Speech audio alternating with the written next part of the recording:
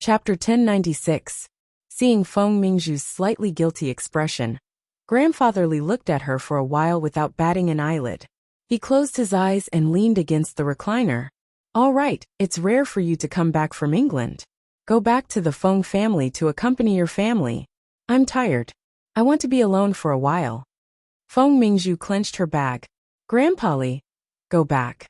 Grandfather Li didn't open his eyes to look at her. Seeing this, Feng Mingzhu didn't want to say anything more. She sat by the side for a while, trying to find an opportunity to talk. But seeing that Grandfather Li was really going to sleep, she had to get up and leave. When leaving the Li family's house, Feng Mingzhu hesitantly looked back at the large villa behind her, and suddenly felt a little uneasy. In the matter of marrying into the Li family, the biggest trump card in her hand had always been because the elders liked her. She had grown up in front of them, so they trusted and liked her very much. When she told on Feng Ling, they didn't ask her why she cared about 11 base, nor did they ask her why she targeted Feng Ling. But everyone knew that the elders of the Li family were very principled, especially when it came to the reputation of the family and the reputation of 11 base. No one could sway them. That thing, she didn't only tell them secretly at that time, but at the same time, in order to prevent Feng Ling from staying in 11 base as a woman, she also spread the news. At that time, some bold overseas media reported this matter, but at that time, the Feng family and the Li family had just united, so no one paid much attention to those reports. Who would have thought that today, that matter would become her shackles? If Grandfather Li knew that she spread this kind of thing, he would definitely not be happy. His attitude just now was very obvious. Feng Mingzhu walked out in annoyance, got into the car, and slammed the door. Now Li Nanheng was so concerned about her sister's cenotaph, and he seemed to have deliberately called her when she was by Grandpa Li's side. She didn't know what he mentioned to Grandpa Li, but suddenly, the situation changed. What on earth was Li Nanheng planning? It was probably because Feng Ling had been in 11 base for so many years that she had never been exposed to the outside world. Mr. Mo arranged for her to be a transfer student. Although she didn't need to take an exam, she still had to attend classes every day. Although she didn't want to admit it, she had to admit that she had a very significant hypnotic effect on business management and the various forms and data displayed on the big screen every day. After a period of time, Feng Ling, who had only mastered the basic knowledge, seemed to have mastered some other skills, but she really couldn't master them. Even if she tried hard to listen carefully, she could only absorb half of the knowledge about numbers at most. Not only would Feng Ling be sleepy, but Jinwan was also sleepy. She gritted her teeth and forced herself to stay awake every afternoon when she was too sleepy to open her eyes. Occasionally, when she looked back, she would see that Feng Ling, who was usually energetic, could barely keep her eyes open. She couldn't help but snicker. The class finally ended. Jinwan went to the professor's side to discuss some matters, while Feng Ling waited outside the school. She had to go out with Jinwan at night to accompany her to buy some things. Feng Ling sat in the car, closed her eyes, and pretended to sleep. Ling Feifei and her friends passed by the car and recognized it as Jinwan's car. However, they didn't see Feng Ling inside. When they passed by, Ling Feifei glanced over. She didn't know what Ling Feifei said to her friends, but the women suddenly walked toward the car. They stared at the car's tires, as though they wanted to do something. Even though Feng Ling had her eyes closed, she could feel a strange pressure. She abruptly opened her eyes and saw the women sneakily approaching. They did not roll down the car windows, and expressionlessly pressed on the car's horn as they approached. In an instant, the sound of the car's horn frightened the women who approached with guilt. They hurriedly stumbled back several steps and ran back to Ling Feifei's side in a fluster. They didn't expect there to be someone else in the car. Wasn't Jinwan with the professor right now? Who was the person in the car? She was so arrogant and didn't even show her face. Although they were unhappy, they inexplicably felt that the person in the car was not someone to be trifled with, so they simply walked away quickly. Feng Ling sat in the driver's seat and didn't even move her eyes.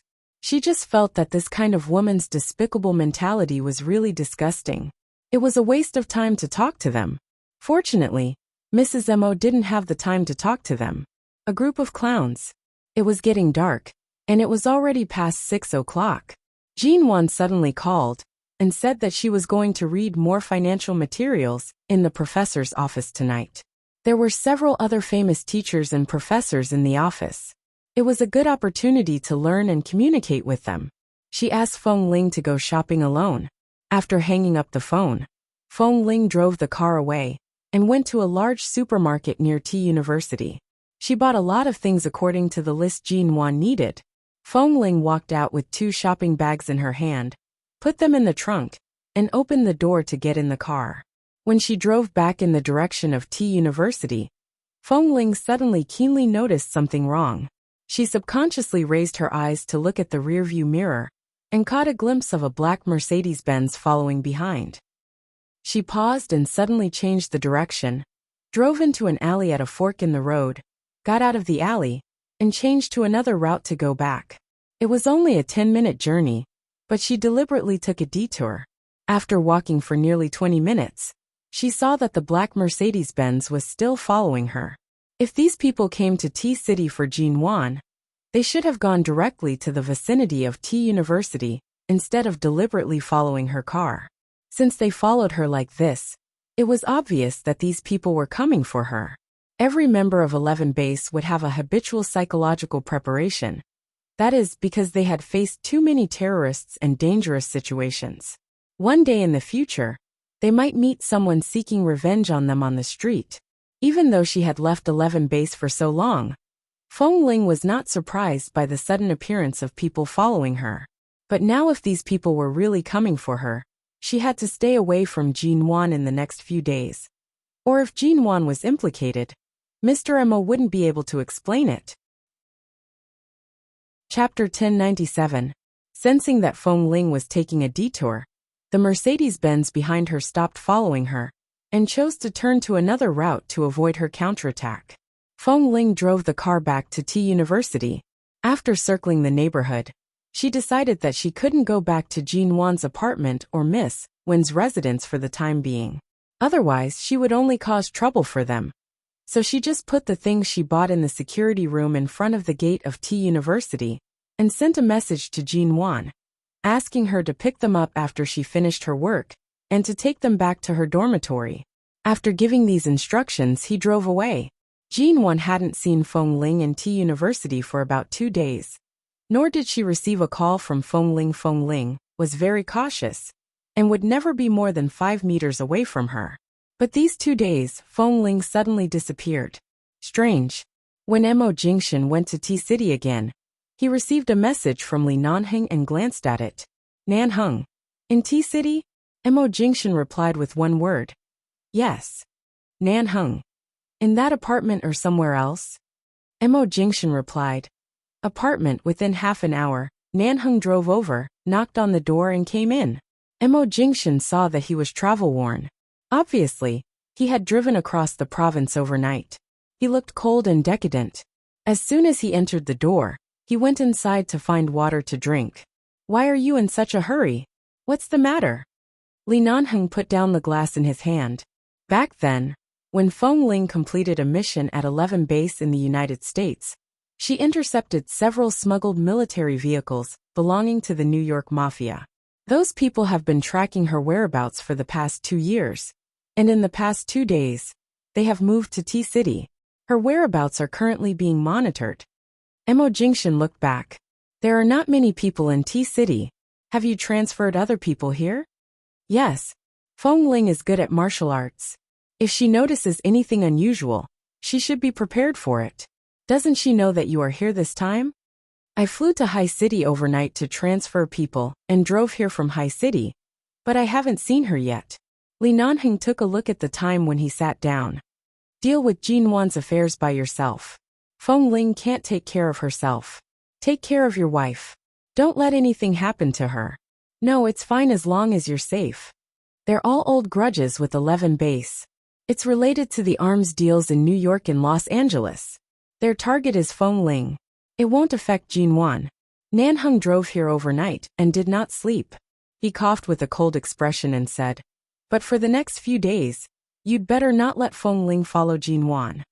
Mo Jingshan was silent for a moment before saying, the New York Mafia's vengeance has always targeted a specific person. With their abilities, they won't be able to cause trouble in the country. They won't dare to implicate more people in the country. As long as Feng Ling takes precautions in time, there won't be much of a problem. Li Nanheng knew that it was not a big problem, but after leaving her in China for so long, it was time to close the net. Be careful, Mo Jingshan said. Li Nanheng didn't say more. Now was the right time to send the group of people who had frequently set up obstacles in the United States to the next world. The shady business they had done over the years was enough for them to take revenge. When the time came, they should personally send them on their way. Feng Ling didn't go back for 2 days. After 2 days of chasing and secretly observing, she was completely sure of the background of the group of people who were following her. They were all the group of people who had been left behind. Here in China, the security was much stricter than in the United States, so it was not convenient to chase her on the road. Besides, T-City was not their territory, so they could only follow her for the time being and wait for an opportunity. After temporarily shaking off the group of people, Feng Ling, who had been outside for 2 days, had to go back to the place where she lived to take away some of her things, and she should move away from Miss Wen's place for the time being. She couldn't leave any of her things for these people to investigate. While the group of people was temporarily shaken off, Feng Ling drove to the community where Miss Wen and her lived some time ago, but she still carefully parked the car outside the community and then walked in through the side door alone. However, what Feng Ling didn't expect was that the group of people had already found her residence in T-City, and there were already 2 strong men waiting at the intersection she had to pass. As soon as she walked in, she suddenly saw the 2 men. Feng Ling stopped and took a step back calmly. Then she felt a chill on her back and looked back, only to see another strong man behind her, who seemed to have gotten out of the car parked not far away. Feng Ling glanced at the tall and strong men and the weapons in their hands. These people completely surrounded her in this alley. One of them was holding a long knife similar to the one used to cut watermelons in fruit stalls, and the other 2 were holding long black electric batons, approaching her step by step. In this kind of place, they absolutely didn't dare to use guns. If the sound of gunshots caused the people nearby to become restless and really alarmed the domestic police, this group of people would not be able to continue to track her smoothly. Looking at the things in their hands, Feng Ling silently took a step back to the side of the gun, and at the moment the man behind her rushed over with the electric baton, she decisively and quickly raised her hand to hit the man's wrist. At the same time, with a quick and agile turn, she caught the man and pressed him to the ground. The man didn't expect that she was so powerful, without a weapon in her hand. Wasn't it as rumored that this Feng Ling was only good at shooting? Her skills in close combat were so fast that the man couldn't guard against her, and the electric baton in his hand was instantly snatched away. Although Feng Ling's skills were good, the opponent was, after all, 3 strong men. The man who had just fallen to the ground took the opportunity to climb up. Just by waving his fist at her, it was enough to make her unable to deal with him. Furthermore, the other 2 had an electric baton and a knife. After several rounds of fighting, her arm was struck by the electric baton, and at the same time, her shoulder was cut by the blade. Just as she was forced to lean against the wall, looking coldly for an opportunity to escape, one of the strong men she had just defeated rushed forward and grabbed her neck. He ruthlessly pushed her against the wall, his grip almost instantly breaking her neck. He cursed in American English, causing Feng Ling to furrow her brows. These people, as expected, were indeed the group from the mission in New York. At that time, their accent was also like this. Outside the alley, the black jeep sped over. It abruptly saw Feng Ling's car parked outside. At the same time, it saw several cars parked near her car. There was another car parked near the alley. It seemed like the people inside had been blocked. Li Nanheng glanced at the direction of the alley and drove around it.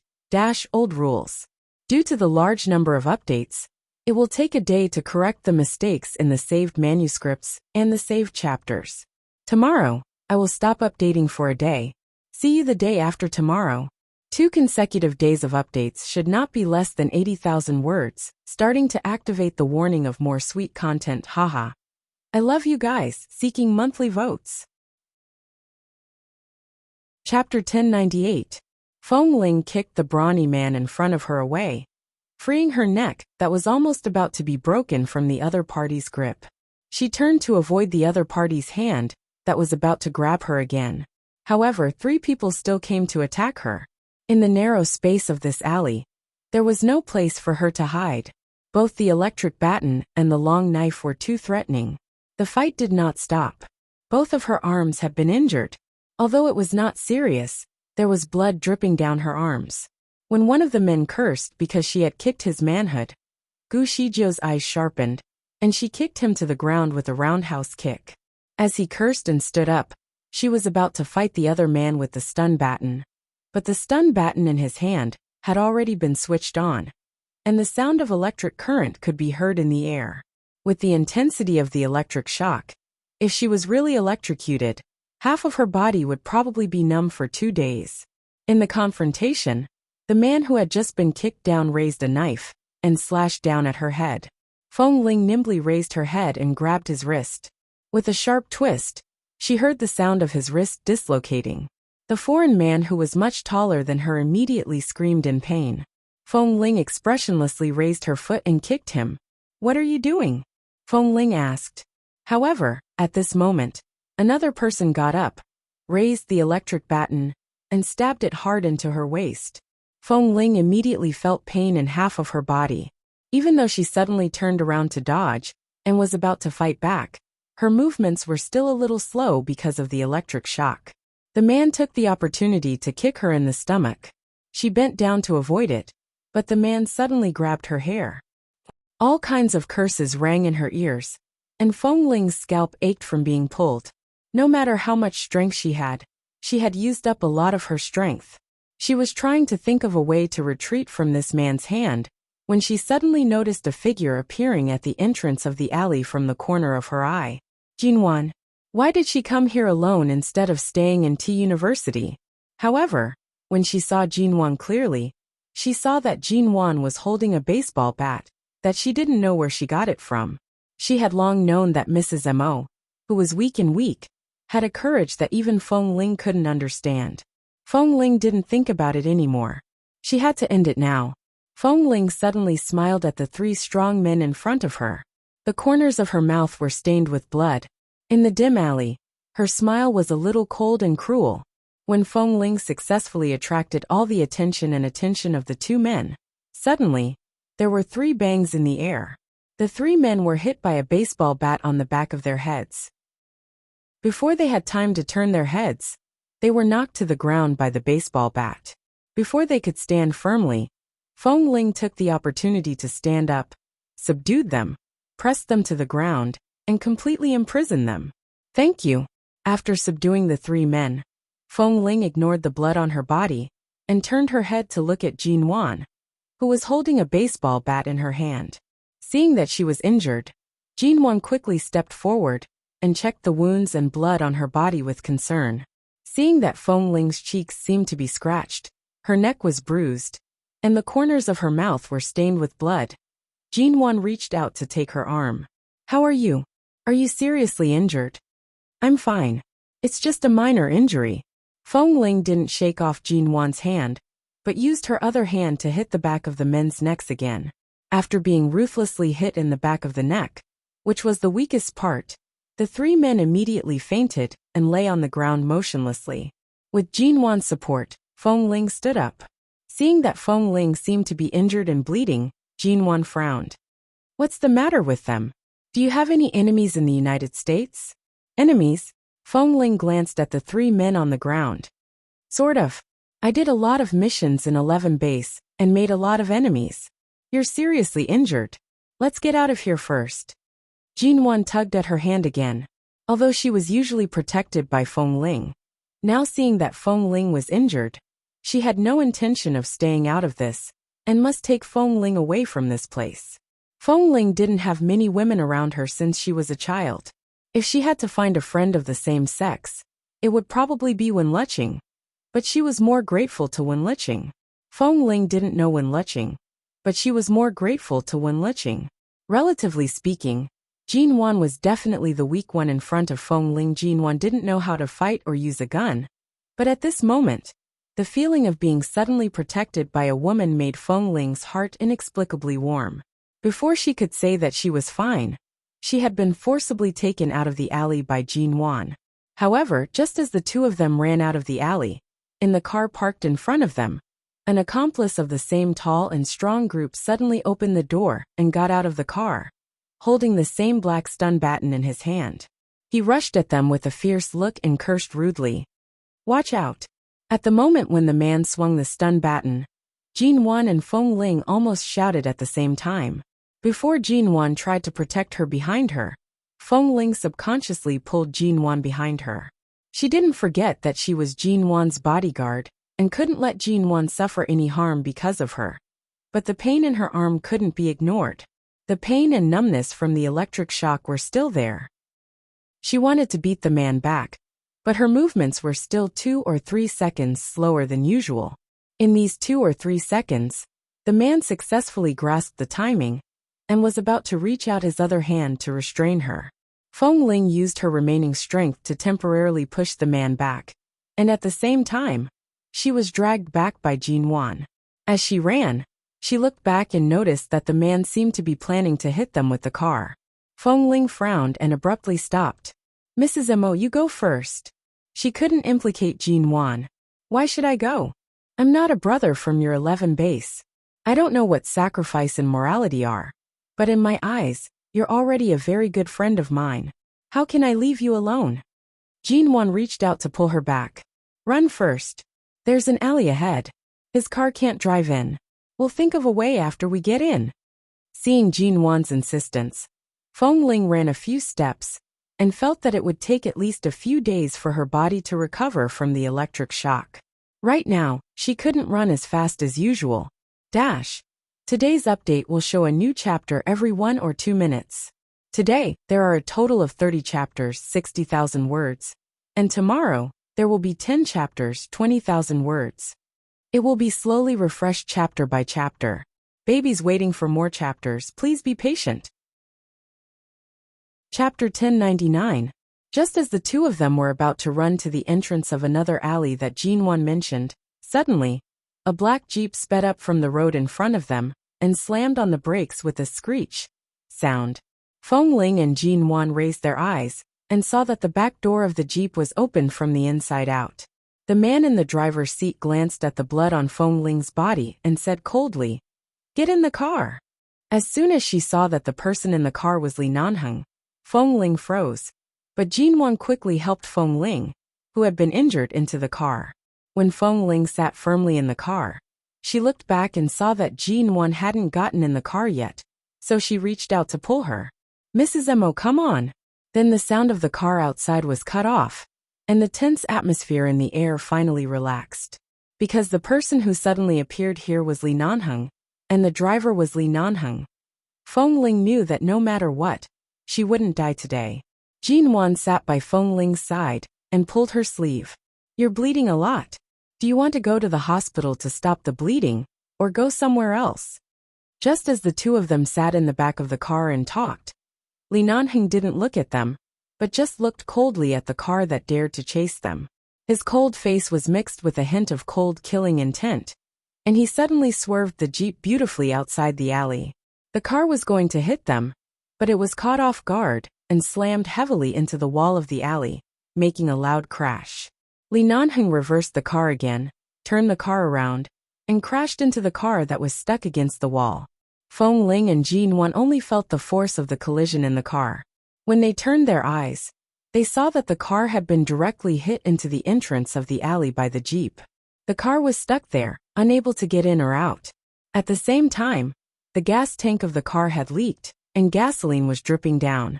If someone threw a cigarette but here at this time, the people in the car would never have a chance to survive, because when the car was hit, it was stuck in the alley. The doors on both sides were tightly stuck to the wall.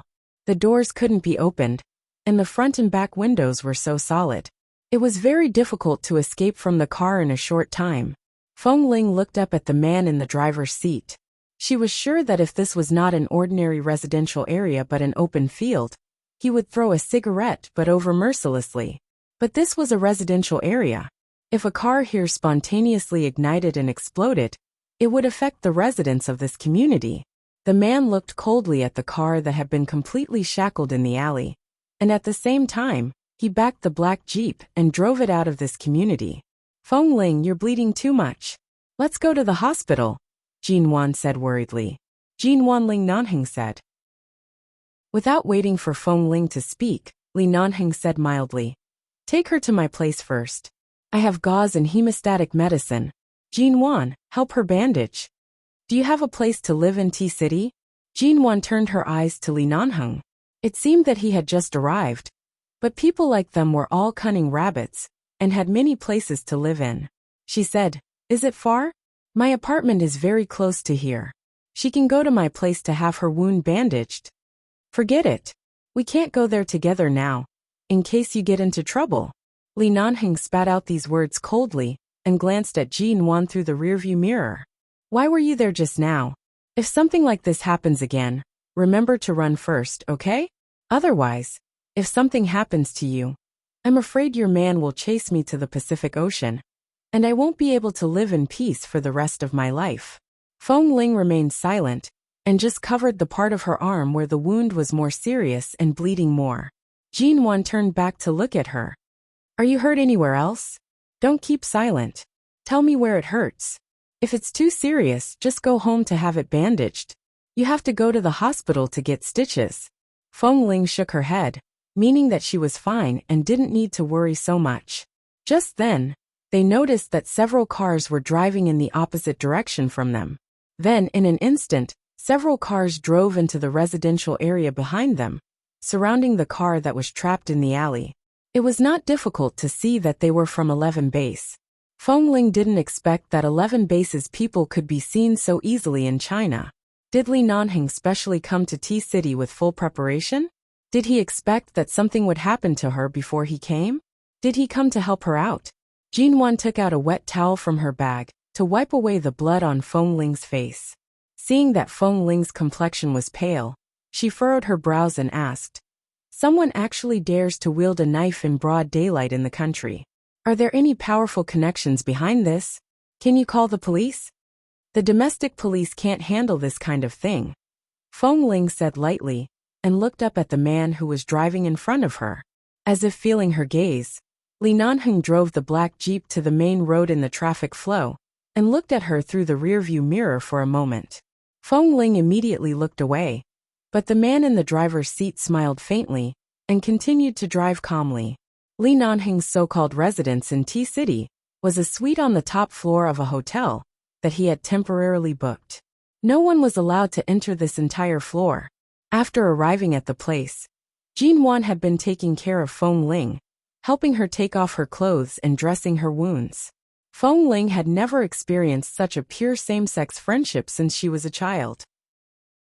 She used to live like a man in the base, but now suddenly being cared for like this, she was not used to it.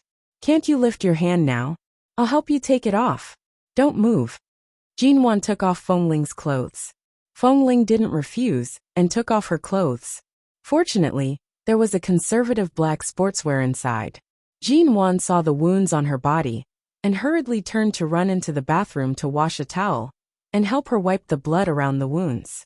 Li Nanheng came over with the hotel's medicine box, and saw this scene. His eyes paused on Feng Ling, who was only wearing sports underwear. Before he spoke, Jin Wan had quickly come over, snatched the medicine box from his hand, and turned back to disinfect and stop the bleeding for Feng Ling. The room was very quiet. Jin Wan was bandaging Feng Ling's wounds, and suddenly it seemed that Li Nanheng, a big man, was superfluous. Jin Wan also turned to look at him from time to time, which was obviously a silent question. Feng Ling was sitting here wearing so little. How could a big man like him have the nerve to watch by the side? Perhaps because Jin Wan's look was too obvious. Li Nanheng coughed and went out. Chapter 1100. After treating Feng Ling's wound, Jin Wan rummaged for a black t-shirt that Li Nanheng had worn and put it on her. After a while, Li Nanheng came in again. Seeing that Jin Wan had squatted down to treat the wound on Feng Ling's leg, he raised his eyebrows and chuckled. "You're quite thoughtful. Miss Ji is much more useful than before."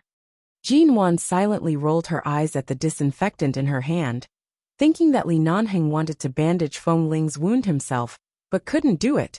So he was angry with her. At this time, there was a knock on the door.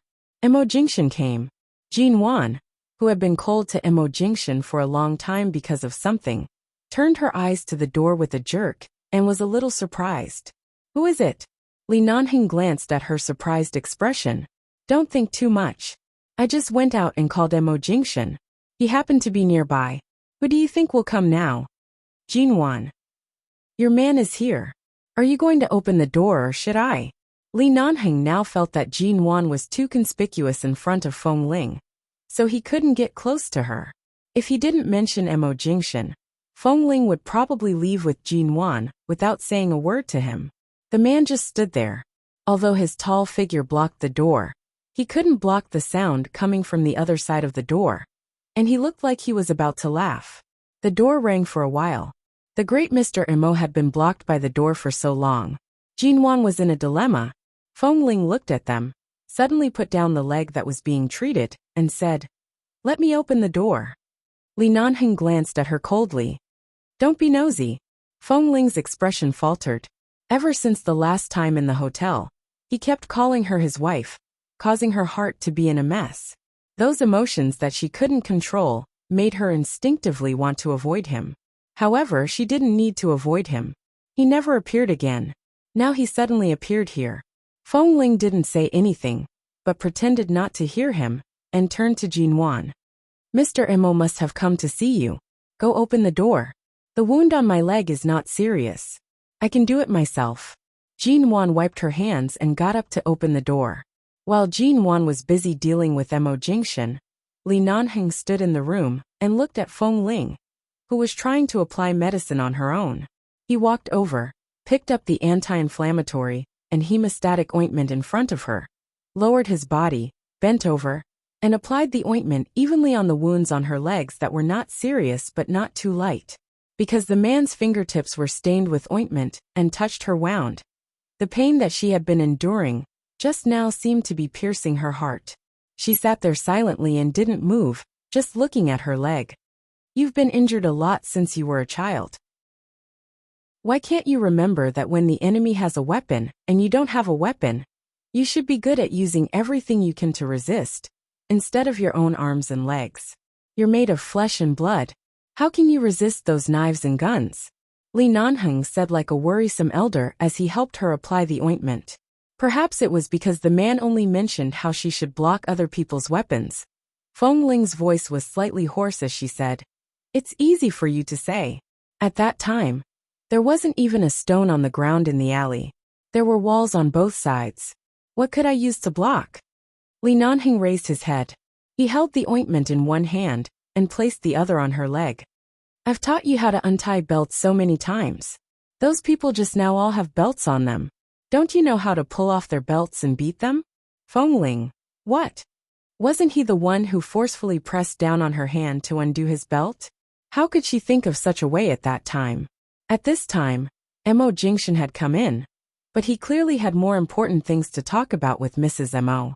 He glanced at her wound, made sure that it was only a skin wound, and not serious, and turned to go next door.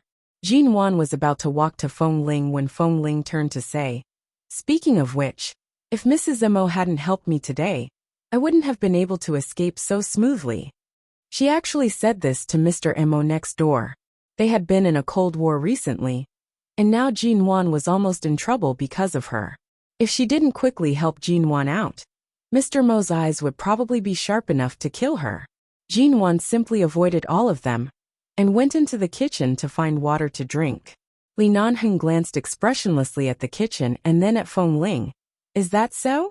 Then as a bodyguard, you're going to lose your job, right? Do you want to go back to America with me, back to the base?" Feng Ling, no. Li Nanheng's cold brows moved. Before he spoke, Jin Wan, who had a strong sense of presence today, came out of the kitchen to pour water for Feng Ling and fed it to her. At the same time she said, "Yes, I'm not going back. Feng Ling is fine by my side. Why go back to the base in America? What's so good about being with a group of men and suffering? And even if I don't completely need a bodyguard, I still need a good sister by my side. Don't you think so, Feng Ling?" Perhaps Jin Wan's soft and tough character was really infected by Feng Ling, who was usually as hard as a rock. Feng Ling looked at Jin Wan and smiled. Seeing Feng Ling smile at Jin Wan, Li Nanheng's heart skipped a beat. It seemed that after being with Jin Wan for a long time, Feng Ling had gained a lot of feelings that she had never had before, such as patience and gentleness. "Does it hurt?" Jin Wan saw a red and swollen area around Feng Ling's ankle and bent down to touch it. "No," Feng Ling answered with a smile. At this time, Mo Jingshan came out from next door. Watching the two of them acting like sisters, the two men who were completely ignored exchanged a silent look. Not long after, Jin Wan was still led into the kitchen by Mo Jingshan, and the kitchen door was abruptly closed. Glancing at the kitchen door that was closed, Feng Ling sat in her original position without moving. But then she remembered that she had been driving outside to avoid that group of people for the past 2 days. Her cell phone was almost out of battery. She didn't know if her cell phone was broken during the fight earlier. She was about to reach out to take out her cell phone from her pocket when suddenly, a familiar cool smell came to her nose. She raised her head abruptly and almost hit Li Nanheng's chin. She saw the man suddenly bent down and picked her up from the sofa. Her feet suddenly left the ground, and she subconsciously looked at him. "What are you doing?" Chapter 11:01. As she spoke, Feng Ling carefully moved her head back to avoid pressing against his chin, which would be too intimate. "Don't you know what the husband and wife are doing in the kitchen? You're only separated by a wall. Don't you feel awkward?"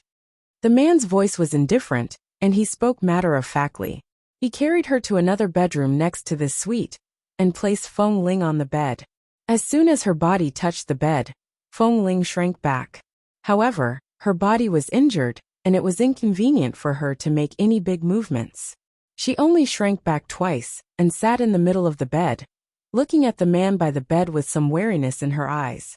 Earlier, he had noticed that she seemed to want to take out something from her pocket. Li Nanheng leaned down and Feng Ling immediately looked at him warily. However, the man only took out the phone from her pocket. She saw that this phone was still a model from 2 or 3 years ago. It was a waterproof tablet phone.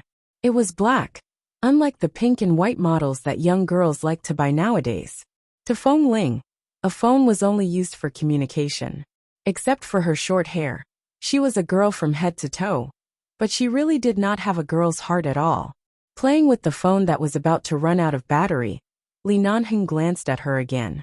Feng Ling raised her hand to take the phone, but the man raised his hand slightly. "I'll help you charge it. Be good and rest here. You can't move around with your injuries." "I didn't bring a charger. There will be one at the hotel front desk. I'll ask them to send it over according to your phone model." As Li Nanheng spoke, he took her cell phone out of the bedroom. Within 10 minutes, he brought in a charging cable that could charge her cell phone and charged it on the socket beside her bed. Feng Ling did not speak. She glanced at her phone and then at the quilt by the side. Li Nanheng understood and reached out to cover her with the quilt. As she was sitting against the headboard, the quilt could only cover her lower abdomen, and her upper body was still outside. The man sat by the bed and looked at the little woman, who was wearing his clothes again after such a long time. She was wearing his short-sleeved t-shirt.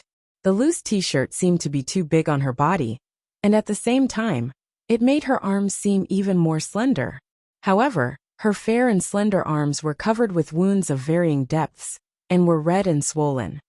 "I see that you are very close to Jin Wan now. What, do you like her very much?" Li Nanheng helped her pull up the quilt. His tone of speaking while sitting on the bed made it seem as if there were no grudges or conflicts between the two of them. It was just a simple conversation without any emotions mixed in. "Mrs. Mo is very good to me, and Mr. Mo is also very good. I'm very happy working here. Mrs. Mo is very easygoing and frank. She is the kind of person that people can easily befriend after spending a long time with. It's rare for me to accept a new friend, But this new friend is very good, Feng Ling answered calmly. Li Nanheng looked at her, and suddenly turned sideways to approach her. He placed his hands on both sides of her body, and pressed her against the headboard in an oppressive manner. Feng Ling looked at him warily. Before she spoke, the man's breath had already brushed against her nose, causing her to clench her hands on her lap. The two were too close. The man lowered his eyes to look at her. So are you going to stay in China forever? You won't return to 11 Base N? Looking at the man's incomparably handsome face that was magnified in front of her due to the close distance, Feng Ling did not even blink and directly said, I cherish my current job very much. If Mr. Mo doesn't intend to fire me, I won't leave. Li Nanheng snorted. How long have you been with Jin Wan? Have you already fallen in love with her? As long as they don't let you go, you won't leave? King treated you with sincerity and kindness for so many years. And in the end, how did you treat me? You have a conscience to them. But why can't you have a conscience to me? Feng Ling's expression didn't change. You have a wife. If my heart is not good enough, I will do something out of line. Bosley, you'd better put your heart and mind on your wife. There's no need to provoke me. Li Nanheng immediately raised his eyebrows and sneered. Jealous? Feng Ling put on a straight face and looked at him coldly. You think too much. Li Nanheng lowered his eyes to look at her and smiled faintly. He did not continue to interrogate her at this time. He stepped back and helped her pull up the quilt.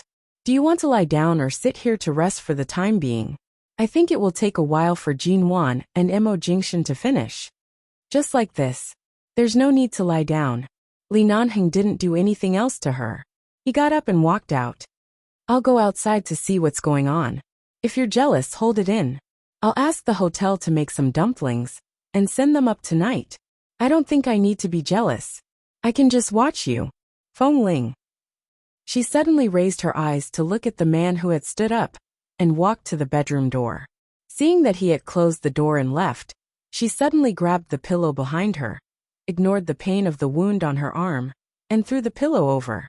Originally, it should have hit the door. Anyway, the pillow was so soft that it couldn't make any sound. However, at this moment, the man pushed open the door that hadn't been completely closed. The moment he turned around and was about to speak, the pillow hit his chest. Li Nanheng caught the pillow that suddenly fell from the sky, raised his eyebrows and glanced at her. Feng Ling looked at him silently and coldly. The man pinched the pillow in his arms and suddenly smiled at her meaningfully. She was so angry that her forehead was throbbing. Shameless. He was too shameless. She just couldn't figure out why her heart, which had always been as calm as still water, was suddenly in such turmoil recently. Previously, when she found out that he was married, her heart felt like it was dead, and she didn't feel much. However, ever since he pressed her into his arms and kept calling her his wife, she had been on tenterhooks. Her heart hadn't been able to calm down. Now that she saw him, she wished that what she had thrown at him was not just a pillow but a grenade. Blow up this scumbag of a beast. Li Nanheng smiled and threw the pillow back to her, which landed by Feng Ling's bed. Feng Ling ignored the pillow and retracted her gaze. She planned to close her eyes and lean against the headboard to rest for a while.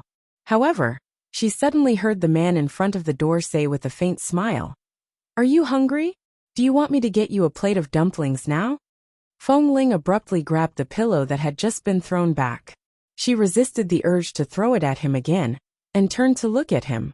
The moment the man received her sharp gaze, he smiled, closed the door and left. Feng Ling silently pinched the corner of the pillow and stared at the closed door. Chapter 1102. So it turned out that in the past month, he had gone to solve those things?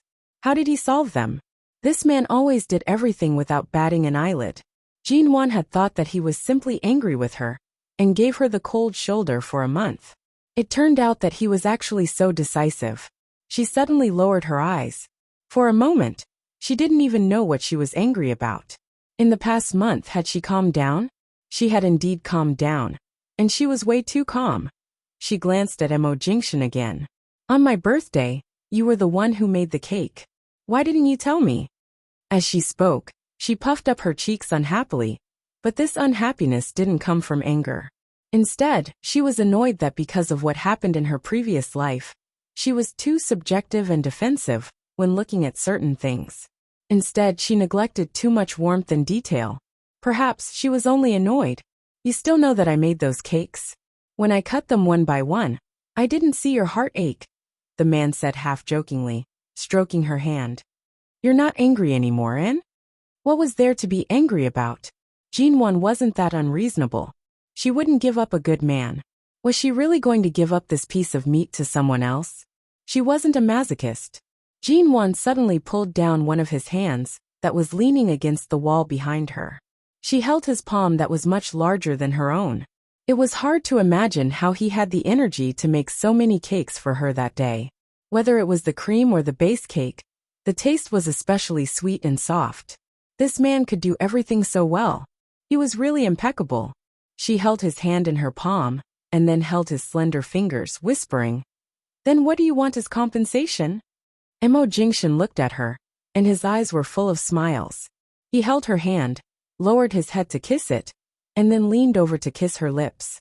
He pressed his lips against hers and said hoarsely in a low voice, What do you think I need as compensation? Jinwon's body immediately softened from his kiss. She pursed her lips and said, How about I make 21 dishes for you tonight? After you're done, you're going to throw them away right in front of me? Am I that childish? You mean I'm childish? Jinwon hadn't cooked for a long time, not even since she came to T-City. Now she was trying to make up for her mistake and give him a chance to take revenge. But he didn't appreciate her kindness, so he couldn't blame her for this. She was not to blame. Suddenly a few dong-dong sounds came from the wall outside the kitchen. Nanhung knocked on the wall a few times. You two don't go too far. You've been in there for so long. Do you need me to take Feng Ling away and leave this room to you? Jinwon subconsciously tugged on Mo Jingshan's hand, rushing to leave. However, Mo Jingshan did not move. He pulled her back and took the opportunity to hold the little woman, who was leaning against the wall, to maintain a distance from him. He whispered by her ear, Giving up the room to us is not a bad choice. Jinwon. She pressed her hand against his chest. Feng Ling was just injured, and it's clear that she's being chased by some unknown force. After all, she's someone you hired. You have to be concerned about her safety. How can there be such a cold-blooded boss like you? With Nanhung here, she doesn't need my concern. His words were simple and straightforward, and then he seemed to be warning and commanding. In the future, if there are any illegal activities with unknown pursuers or foreigners, you're not allowed to approach. Although Feng Ling is good at martial arts, her background isn't simple. When the situation is tense, what you have to do is to take care of yourself first, understand? Today, when Jinwon rushed into the alley with a baseball bat, it was probably because Feng Ling was among the people inside that she thought Feng Ling could handle it. So she had the courage to rush in to help. Of course, she had the awareness to protect herself, but she wasn't too weak. It was not Jinwon's style to hide when something happened. Of course, she wouldn't let others worry about her. I know. When it's cold, I don't see you. When it's good, you come to manage me like a housekeeper, Jinwon muttered. Mo Jingshan. When Jinwon walked out of the kitchen, she saw that Feng Ling had put on her black sports coat. If it weren't for the fact that she was only wearing underwear inside and couldn't take it off, she would most likely have changed out of Nanhang's black t-shirt.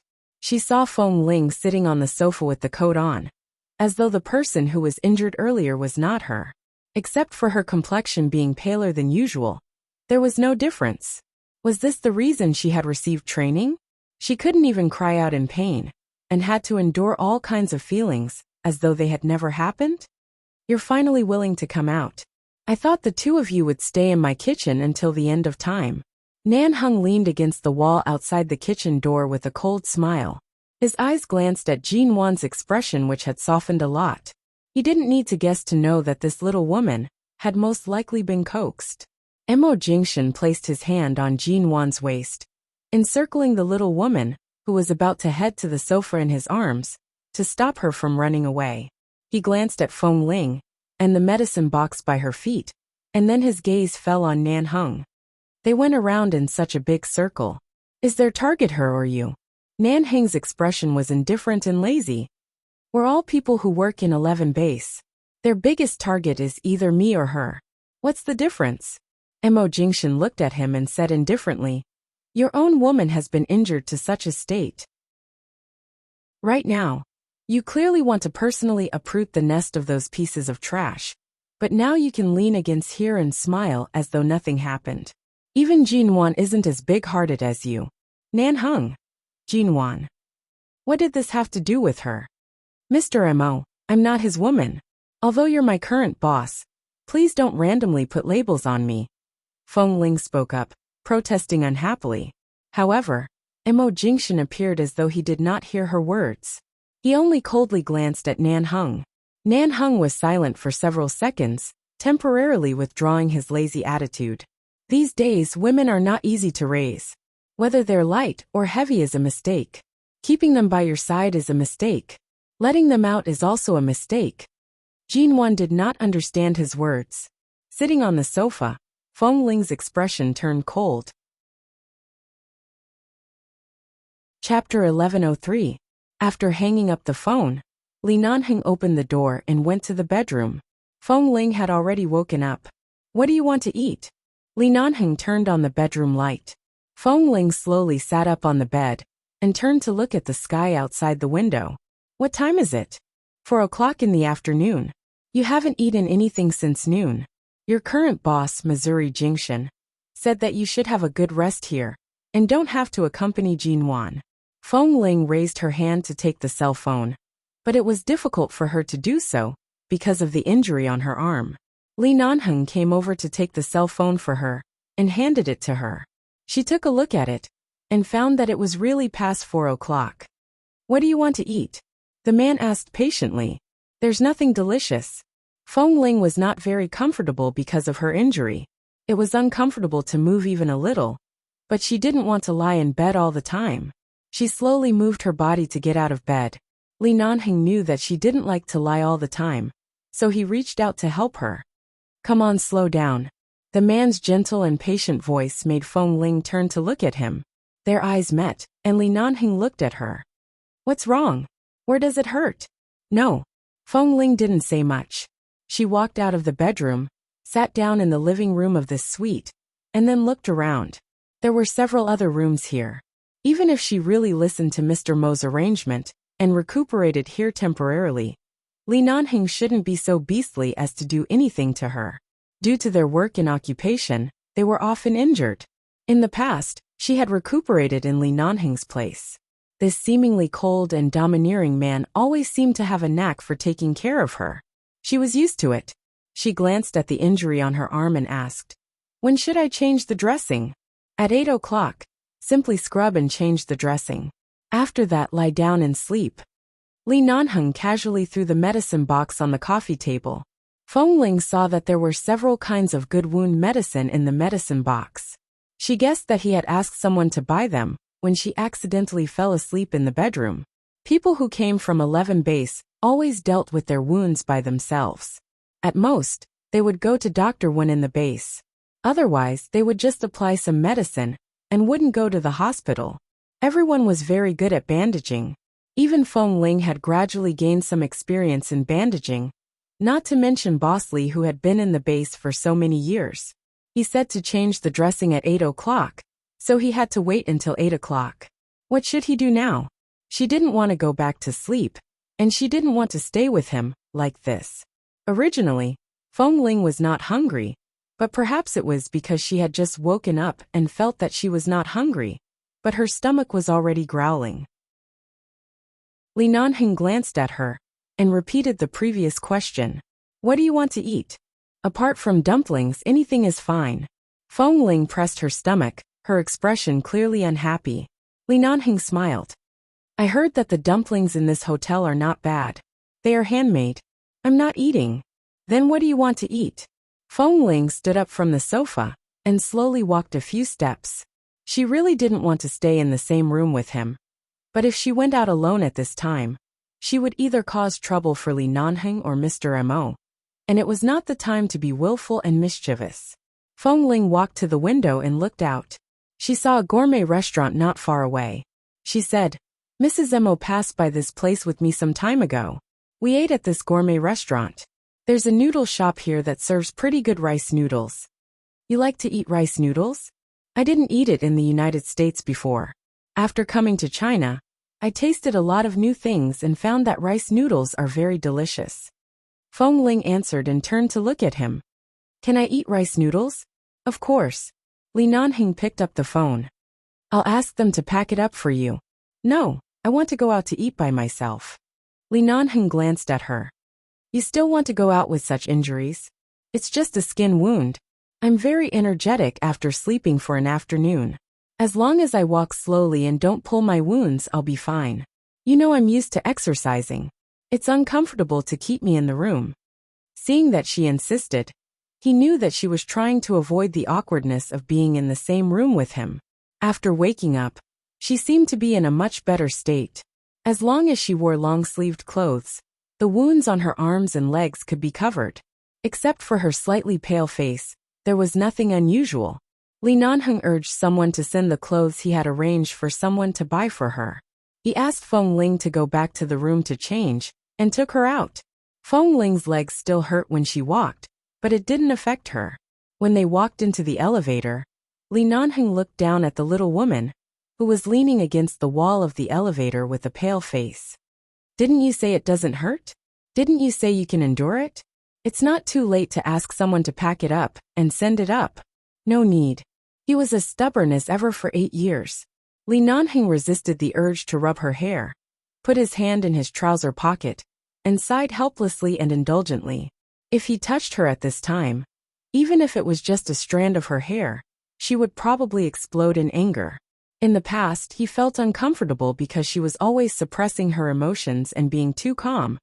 But now he finally knew how to provoke her. She was indeed aroused by the slightest provocation. If he wanted to coexist peacefully and lure her heart back, he still needed some countermeasures. Although T-City was about to enter winter, and the weather was very cold, it was like a city that never slept. It was nearly 5 o'clock in the evening, and the wind was very strong. The cold wind blew on her face like a knife, and drilled into her neck. The coat Li Nanheng asked someone to buy for her was warm, but the person in charge of buying the clothes forgot to buy a scarf. Seeing her neck being blown by the wind, the man who was walking beside her suddenly stretched out his long arm, and took her into his arms. He opened his coat and wrapped Feng Ling. The man was so much taller than her, and his coat was open enough to cover her exposed neck under the cold wind. Feng Ling stiffened and wanted to push him away, but she couldn't use too much strength in her arms and legs, or her wounds would hurt. She resisted as she walked, but the man held her tighter when she resisted. "Don't make trouble. Do you want to get hurt and catch a cold?" Feng Ling had to be held by him, and turned to look at the road opposite the hotel. At this time, the street lights were lined up, illuminating the entire night sky above her head. There were many shops near the hotel, and all kinds of things were available. They were getting closer and closer to the food city she wanted to go to. Although the food city was only 1 street away from her, it would only take more than 10 minutes to walk there. Li Nanheng seemed to be afraid that she would really freeze, so he reached out to hail a taxi and opened the door. "Go in." Chapter 1104. When this man was domineering, she couldn't refuse any of his decisions. Feng Ling had no choice but to sit in the car. She was about to raise her hand to close the door, but the man sat in the car instead of sitting in the front passenger seat. Feng Ling wanted to ask him why he didn't sit in the front, but when the words came to her mouth, she felt that it seemed to be too cumbersome and nonsense, so she simply didn't say it. The man didn't look at her expression. After telling the driver the destination, he glanced at the time on his wrist and handed his wrist to her. Feng Ling was confused and looked at the watch on the man's wrist. There were a few small letters on the shiny dial. When she was in 11 base, she didn't understand a lot of things. Later, when she went to Boston, she often heard those students with good family backgrounds talking about various luxuries. So she knew that the black watch Li Nanheng was wearing was a sports-style watch from Patek Philippe, which was worth more than 10 million yuan, And this sports style was also a limited edition. She thought that the man was showing his aesthetic in this aspect, or simply using this matter to find a topic to avoid the awkward silence. So she said coldly and politely, "It looks good, Li Nanheng." He really wanted to pry open her head and see how the things in her head were grown. "It's already 5 o'clock. Come back after dinner. It's not suitable for you to walk outside for a long time." Li Nanheng glanced at her and explained why he showed her the watch. Feng Ling froze and realized that she had misunderstood his meaning. She hummed and didn't say anything more.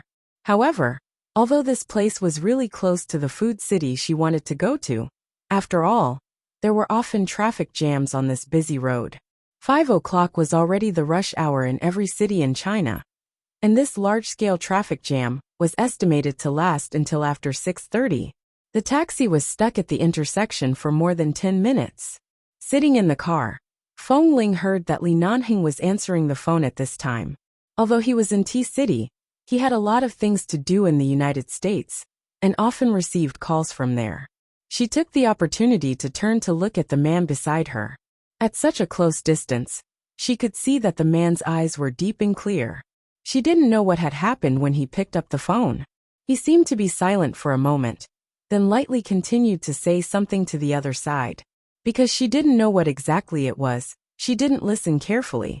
She just sat beside him and watched as the streetlights outside the car window shone in, casting a shadow under the bridge of his tall and straight nose. After another 10 minutes, the car finally drove to the opposite side in the intermittent traffic and stopped at the main entrance of the food city. Li Nanheng opened the door and got out of the car. When she was about to come out, he turned back to help her, but Feng Ling did not hold his hand. She only relied on her left hand, which was less injured, to support herself on the seat, and moved out bit by bit. Seeing that she didn't even want to touch his hand, Li Nanheng stood outside the car door and looked at her calmly. After getting out of the car, Feng Ling looked up at him. "Go in and go back after eating. I won't waste too much time outside." Although she didn't know what he said on the phone, she heard that Li Nanheng said he would talk about it when he went back at night, so she guessed that he would be busy in the study for a while after returning. He nodded and watched as she turned into the food court. Although she was injured, her back was still straight. Perhaps because she had been training in the base for many years, Feng Ling was much straighter and more steady than many young people who swayed when they walked. Her back was lonely. After entering the food city, she found that there were a lot of people here at this time. Compared with the various independent restaurants and small restaurants outside, this place was a bit messy and noisy, and there were people all around. She finally found an empty seat to sit down. Feng Ling's face was pale because of the pain from her wound caused by 2 passers-by, but she didn't speak, just sat there and looked around, looking for the rice noodles she had eaten with Jin Wan before. Li Nanheng saw that her face turned pale after being hit just now. After confirming that she was sitting here safely, he said, "Which rice noodles do you want to eat?" Feng Ling looked back at him, only to see that Boss Li, who usually went in and out of major hotels, and even the United Nations State Banquet venue, was standing in this crowded food city. He didn't look out of place at all, but standing in the crowd like this, he seemed to be much less arrogant, and when he looked at her, there seemed to be a doting smile in his eyes. It seemed that even if she wanted to go out and dig a pit to eat beggar's chicken, he could take her to dig a pit. Not to mention she just wanted to find a small stall to eat rice noodles in this crowded food city. Feng Ling glanced back and pointed to a rice noodle stall, with a lot of people lining up at the corner ahead. "Last time, Mrs. Mo took me to eat there. The taste is quite good." She saw that there were many people lining up there, and the line was the longest in front of all the stalls in this food city. There was no doubt that the taste should be really good, but there are too many people in the line. Let's just eat something else. Feng Ling glanced at other stalls and didn't know what to eat. Seeing her hesitation, Li Nanheng didn't speak and went straight to the stall of the rice noodle shop. When Feng Ling looked back at the man again, he had already walked over there. Li Nanheng had lived a luxurious life since he was a child. Even if he trained all day in 11 base, he was still the eldest grandson of the Li family, and then the boss. No one dared to let him line up anywhere. Such a long line. Would he jump the queue or something?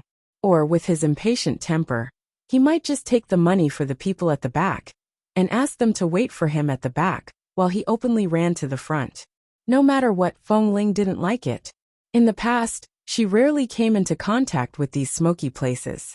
She didn't expect that Mrs. Mo, the wife of CEO Mo, and the daughter of the Ji family, would find such a place with all kinds of delicious food. And the price was not expensive, as if everything was delicious. Feng Ling fell in love with it after coming here once. So she didn't want anyone to destroy the balance in this smoky place. Just when she was wondering if Li Nanheng would do that, she turned her head again, only to see that the tall and outstanding man in the crowd stood at the back of the crowd and waited in a long line obediently and patiently. It seemed that he didn't have any impatient expression. While waiting in line, he looked at the other stalls next to him, as if he was afraid that she would be bored sitting there alone. So he bought some snacks for her.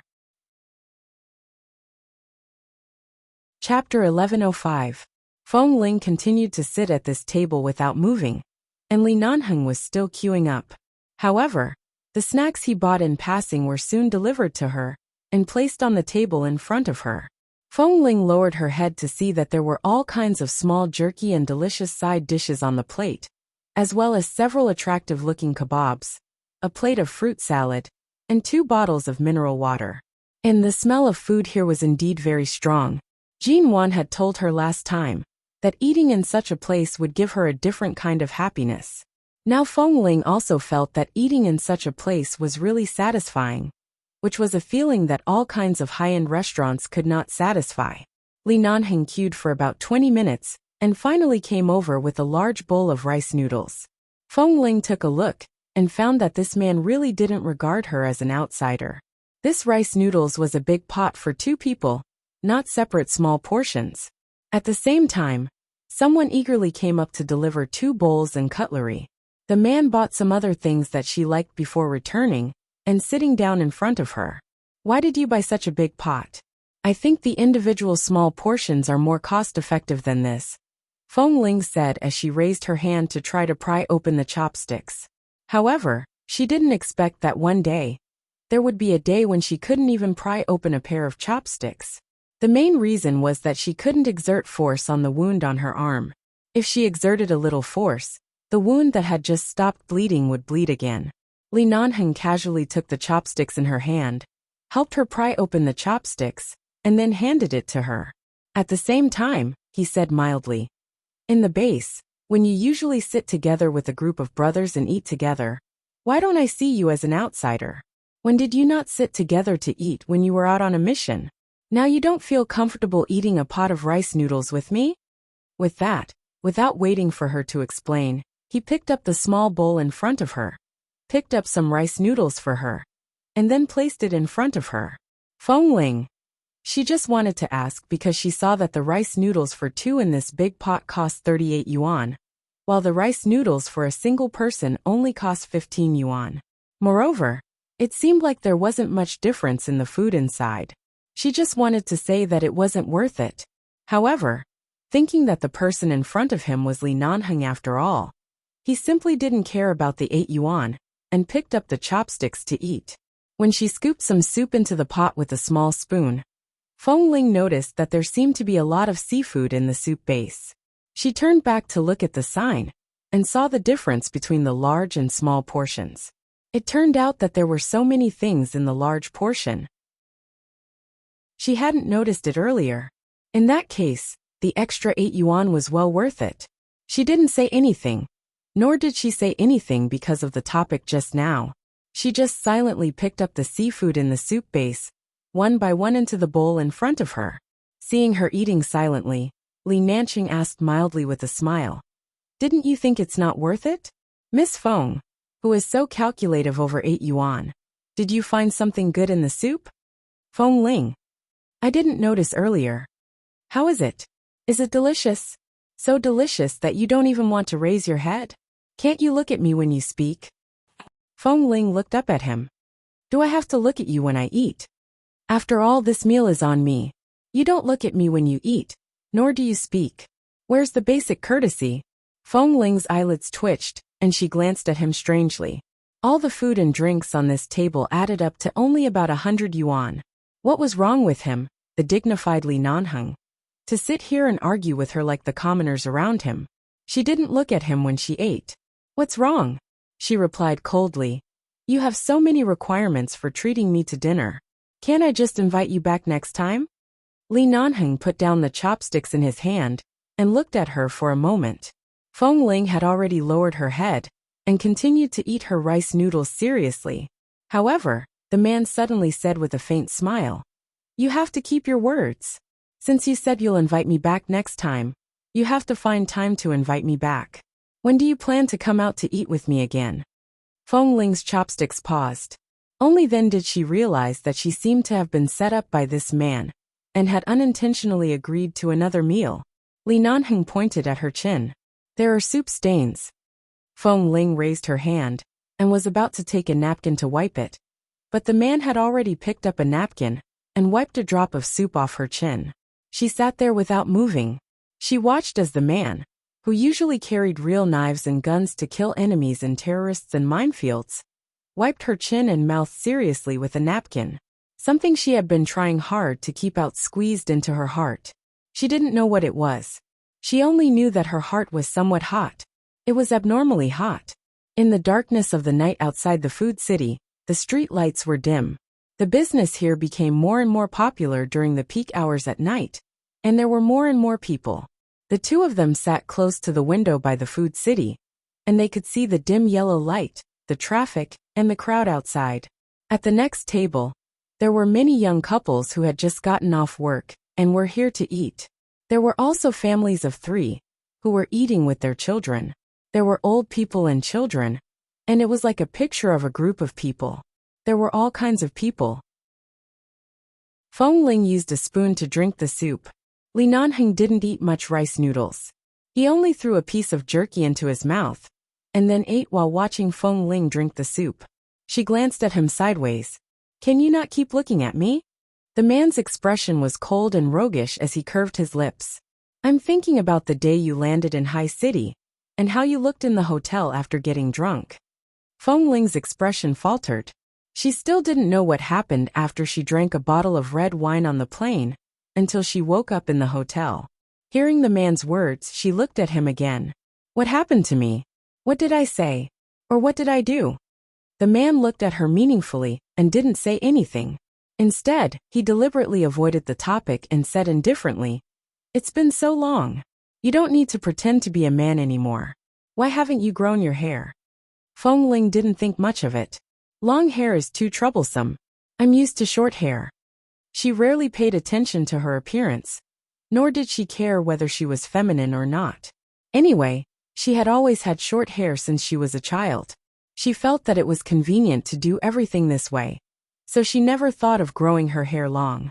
She originally thought that Bosley was reminding her that she was not feminine, but when she looked up, she saw Li Nanheng sitting in the crowd and smiling at her. His deep eyes were dark and translucent as if they were shining. The man was tall and had long legs. He was dressed in clean black clothes, and there was only a light layer of stubble around his chin. A certain strong sense of hormones enveloped his body. Chapter 1106. There were too many people coming and going, and they walked fast, bringing up a gust of wind. The man's hair swayed slightly, like the trees swaying silently in the dark night, or like the cold snow falling when the mountain on Rogers Pass shook, making her heart tremble inexplicably. It's good that you don't grow it. I'm used to seeing short hair. If you grow long hair one day, I'm afraid I won't even know where to put my hands. This man's words were ambiguous. Did he mean that he didn't know where to put his hands, or didn't know where to put his hands? This pot of rice noodles was really too much. Li Nanheng was really not interested in this kind of food that girls liked to eat. After accompanying her to eat a little, he got up and went out to buy something. Feng Ling focused on drinking the soup and ignored him. After a while, Li Nanheng came back with something. She looked up at him. What did you buy? He didn't say, but just threw the bag to her. Go back and have a look. Feng Ling saw that there was a rectangular box in the bag. She didn't know what it was, but judging from the man's dusty appearance, it seemed that he had specially bought it. What could it be? However, when the man came back, he saw that she hadn't finished eating. It was probably too cold outside. He brought over a clean bowl and sat opposite her, eating the rice noodles and drinking the soup slowly. From time to time, he picked up a handful of rice noodles and swung it in the air. It seemed that he was in a good mood. Feng Ling asked him, "How long will you stay in Tea City this time? Don't you need to go back to the US?" Li Nanheng replied, "You are surrounded. How can I go back?" Feng Ling bit the rice noodles in her mouth. "How many days will it take to get rid of these people?" "Within 2 days." With Li Nanheng's swift and decisive style of handling matters, it was indeed possible to solve the problem within 2 days. After dinner, Feng Ling ate too much and really didn't want to take the car back. So Li Nanheng accompanied her to walk back in the early winter night of Tea City. When passing by the hotel, Feng Ling hesitated. Li Nanheng seemed to know what she was thinking. On the way back, because she had eaten the rice noodles, she felt a little hot all over, so he didn't hug her again. But at this moment, he suddenly took her into his arms and walked into the main entrance of the hotel, saying, "At this time, whether you go to Jin Wan's place or Wen Liqing's place, you will only get yourself into trouble. The only person you can trouble is me, and the only person who can help you deal with those people is me. Why are you so ungrateful? Don't you know that the most important thing now is to hug my thigh tightly?" Feng Ling. She glanced down at his thighs meaningfully, being glanced at by the woman meaningfully.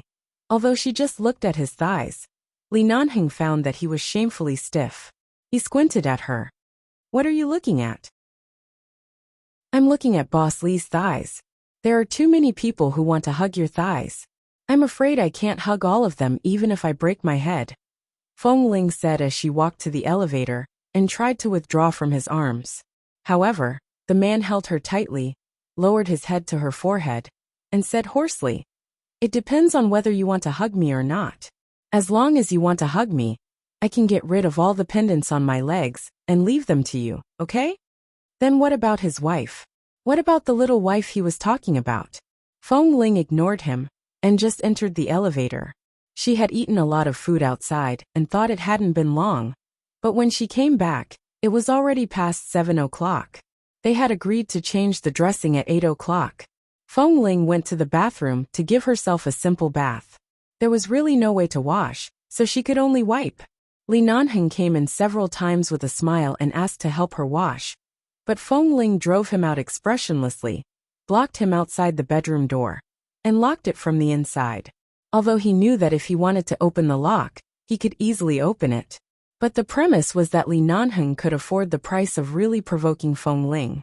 It was impossible for Li Nanheng not to know what the bottom line of this little woman, who might explode at any time, was. As long as he didn't touch her bottom line, it was fine to provoke her now. However, the door had been locked, and the door could be broken. Otherwise, it was likely that this girl would really cut off contact in a rage, and even 9 bulls wouldn't be able to pull her back. Although he had already cast the net, he had to take it slow. After scrubbing, Feng Ling came out and changed her clothes. When she walked out of the bedroom, she saw that Li Nanheng had already prepared the new medicine he bought for her. She walked over, avoided the wounds on her body, and slowly sat down on the sofa. The man looked at her exposed arms and legs, as well as the wounds on her face and neck. The swelling had already subsided, but the scars were still there. He then looked at the bruises on her neck. In the afternoon, it wasn't particularly obvious, but now that it had just been scrubbed with hot water, it was particularly obvious. "Were you pinched by those bastards?" The man applied medicine on his hand as he looked down at her. Feng Ling saw that he was staring at her neck and raised her hand to touch the marks on her neck. And Li Nanheng's gaze turned colder, and there was clearly a murderous glint in his eyes. But the murderous intent was definitely not directed at her. He raised her chin, put the ointment on her neck, and slowly applied the ointment on the marks. The ointment was cool and comfortable. Feng Ling saw that the man lowered his head to help her apply the ointment, and she was a little embarrassed, so she simply closed her eyes and let him apply the ointment. However, she didn't know that the girl who had just taken a shower had wet hair. and there were red marks all over her face and body, as if she had been ravaged. Her fair skin appeared even more fair and transparent because of the water vapor from the shower. She raised her head slightly and closed her eyes in front of the man, looking as though she was waiting for him to kiss her hard. Li Nanheng suppressed the fire in his heart, looked at the bruises on her neck, and looked at her face as he applied the ointment. This way he could see it clearly. Under the light, the shadows fell all over the floor, and also fell on her face. The girl's face was white and clean, so delicate that even the pores couldn't be seen. Her eyes were closed, and when her eyelashes trembled, they were like butterfly wings. He looked at her slightly pale lips, and inexplicably thought of the white frost on Roger's mountain that seemed to be immune to the cold. That kind of frost would only grow in bitter cold places, and would rot in slightly warm places. Even if it was moved to a home and carefully cared for, it would still not survive. That kind of frost was the only comfort in bitter cold. It was clean and transparent, but it grew on a cliff. People without some ability couldn't even touch it, let alone take a look at it. Chapter 1107. Feng Ling, this woman. She clearly didn't have any femininity, but why was she so seductive? She had a gentle and harmless face, but it was like frost on a cliff. She would rather suffer the cold wind and rain than be touched by anyone. He focused his mind, instructed her not to move, and continued to apply medicine to the wound on her arm. She had probably sweated a little when she was eating rice noodles outside. Earlier, when she was scrubbing, she had wiped the wound slightly. Right now it looked a little red. The moment the medical cotton soaked with disinfectant rubbed the wound, she sucked in a breath of cold air in pain. Hiss! Feng Ling immediately opened her eyes. Do you think I'm a woman? Why are you so heavy-handed? Li Nanheng paused and smiled faintly. What about you? Do you think I'm your man? If there's a problem, you take it on yourself. If there's a problem, you run away. Didn't you immediately call me to come over? Feng Ling looked at him. The man was still in the posture of treating her wound with his head lowered. She found that right now, she really wanted to fight with him every few words.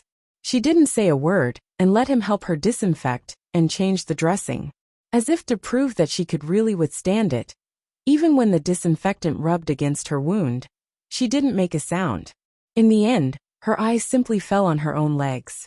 In the end, the man applied medicine on her leg again. When he lifted her leg, Feng Ling said that she could just do it like this. There was no need to lift it up, but the man said that his feet were numb and sat on the sofa next to her. He let her turn sideways and place her leg on his thigh. This position, especially when her pants were rolled up and her white legs were placed on his lap. No matter how she looked at it, this scene was very shameful. However, the man was helping her apply medicine with a serious expression.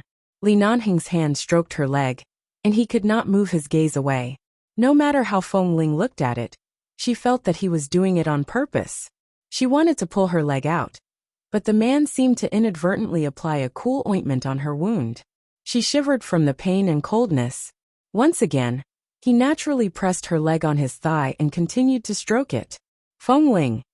In fact, for so many years, whether in 11 base or on missions, Feng Ling had suffered many injuries. But she had a unique advantage. That was, her wounds healed very quickly, and she didn't have a constitution of scars. Many injuries were no longer obvious under the wear of time, and she needed to be close to the skin to see some faint traces. The only scar on her body that had always been relatively obvious was the wound on her shoulder that he had made with the cross knife.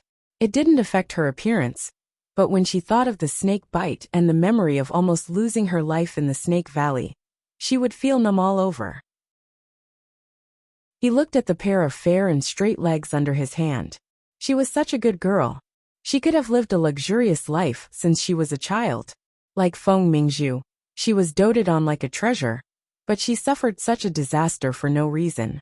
Even now, the Feng family didn't know that their youngest daughter, who they had missed and felt guilty for 20 years, grew up drinking wolf's milk in a wolf's cave.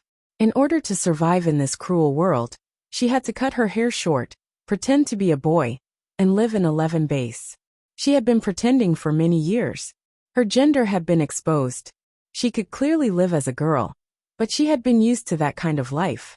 He really wanted to make up for all the things she lacked in the past 20 years, to let her know that she didn't need to live in this world with such difficulty, and that she could also be a little princess. The man's hand stroked her leg, and the medicine on the wound had been evenly applied. Feng Ling followed his gaze down, and saw that his hand was on her knee. He paused and did not move again. "Have you applied it?" she asked. Li Nanheng glanced at her at this time. "Do you have to live alone outside like this? Do you really not plan to find your family?" "No," Feng Ling answered straightforwardly. "Even if you return to your family and live a carefree life, you don't need to worry about anything in the future. And you can make up for all the things you have lost. You still don't want to find them?" "I don't want to." Feng Ling frowned impatiently. "Why do you suddenly mention this? I'm unsociable, and not used to interacting with too many people. It's not like you don't know that if I really return to that so-called family one day, whether it's liked or hated by others, I don't know how to face it, and it's very likely that I'll even lose my freedom. I don't want that kind of life." Besides, she couldn't really call him brother-in-law. This was the biggest knot in Feng Ling's heart. She didn't say it. She didn't know that she had already revealed such a big secret on the day she was drunk. She just retracted her leg from his thigh, turned around, and sat upright on the sofa. "I'll go to sleep after applying the medicine." Li Nanheng looked at her. When the little woman was about to get up, he abruptly held her wrist. The moment she looked back at him in pain, because of the wound on her arm, the man's eyes immediately revealed a trace of apology. He let go of her arm, abruptly held her waist, and forced her back to the sofa next to him. Feng Ling fell back onto the sofa, and turned to look at him. "What are you doing?" Li Nanheng raised his hand and touched her slightly wet head, as though he was comforting her, but also as though he was comforting her. "A person like you is indeed not suitable to live in that kind of place, especially someone like you who often likes to be alone and quiet. Others say that you're cold and unsociable, but I think you're just cautious and don't want to expose your true emotions. You were able to grow up smoothly until today, and you haven't been excluded or killed by anyone. Firstly, God has found you all the luck you lacked in the past, and secondly, it's all because of your uncompetitive personality." Why did he suddenly say this to her? Feng Ling had never thought about going home. The pair of jade pendants was also hidden in her suitcase, and she never planned to show them to anyone for the rest of her life. She didn't want to go home in the first place. In addition, her background might really be related to the Feng family. When she thought of Feng Mingzhu and the sensational news that Li Nanheng married the Feng family's daughter, her rejection of the Feng family became even stronger. "There's nothing to fight over. Being able to live is more important than anything else," Feng Ling said in a low voice. At the same time, she wanted to get up, but the man still held her and pressed her on the sofa. Chapter 1108. He asked, "So even if it's the man you like, you'll give him away so easily? Have you ever thought of fighting for yourself?" "Fighting for what?" Feng Ling squinted at him. "I've never robbed other people's things, let alone other people's men. Besides, we're already married. Do I have to violate this moral bottom line?" With that, she slapped his arm away and got up to leave. "Li Nanheng? Other people's men?" He raised his eyebrows, watched the short-haired little woman walk to the bedroom with a hint of anger, and leaned against the sofa with a smile. "Little fool. I've always been yours." The situation of the Feng family was complicated, and Feng Ling didn't want to mention her background. Obviously, she didn't even have the intention to let others know about it. What she insisted on couldn't be easily changed by him. How could he untie this knot for her? When he cast this net on her, he was afraid that he would really have to spend more effort. Feng Ling returned to the room. In fact, she couldn't sleep. Because she had just applied medicine, her body was faintly aching. She turned to see the bag on the bedside table, and remembered that this seemed to be bought by Li Nanheng when he went out to eat just now. What on earth was it? She walked over, picked up the bag and pulled out a box inside. The bag was black. She didn't notice what was inside before. Now that the box was taken out, she saw that there was a picture of a cell phone on the outside. Recently, Feng Ling had been a transfer student in T University and saw that all the male and female students with good family backgrounds seemed to be using this cell phone. It was said that it was the latest model that was released last month, and it had many more new functions than the old model she used 2 or 3 years ago. And the color of the cell phone was also white, not the monotonous black she usually used. She opened the box and saw the cell phone inside. When she held it in her hand, it didn't feel very heavy. The cell phone was brand new and hadn't been opened before, so she needed to turn it on and set it up by herself. Looking at the thing in her hand, Feng Ling turned and walked out of the bedroom, only to see that the man was no longer in the living room. Hearing the sound of water boiling in the kitchen, Feng Ling walked over and saw the tall man standing in the kitchen boiling water. It seemed like he was preparing to help her brew the anti-inflammatory drugs in the medicine box. Perhaps after such a long time, except 3 years ago, when she accidentally let down her guard against him and really promised to marry him 3 years later, she had never properly responded to his kindness. Back then, she had denied everything that had happened between the two of them again and again. Even though he was still angry with her, he still seemed to treat her very well. Whether it was out of control or out of habit, it wasn't like she didn't notice it. Not to mention the fact that he had saved her time and time again. He would even take note of something as trivial as an old phone. In the eyes of others, Boss Lee might be a man harder than a rock that was difficult to approach, but in Feng Ling's eyes, what she saw was his flesh and blood and his warmth. She stood in front of the kitchen door with her phone and looked at the man's back. "Are you boiling water?" Li Nanheng didn't even look back. I can't sleep. Is there anything else I can do for you?" When Feng Ling spoke, her voice was a little low. After all, she didn't know how to face the situation between him and her. Li Nanheng still didn't look back. "Go back to the room to rest. If you can't sleep, play with the phone by yourself. Don't you need to study the new phone for a while? I won't argue with you about the phone. I'll accept the phone, but you don't need to help me change these things in the future.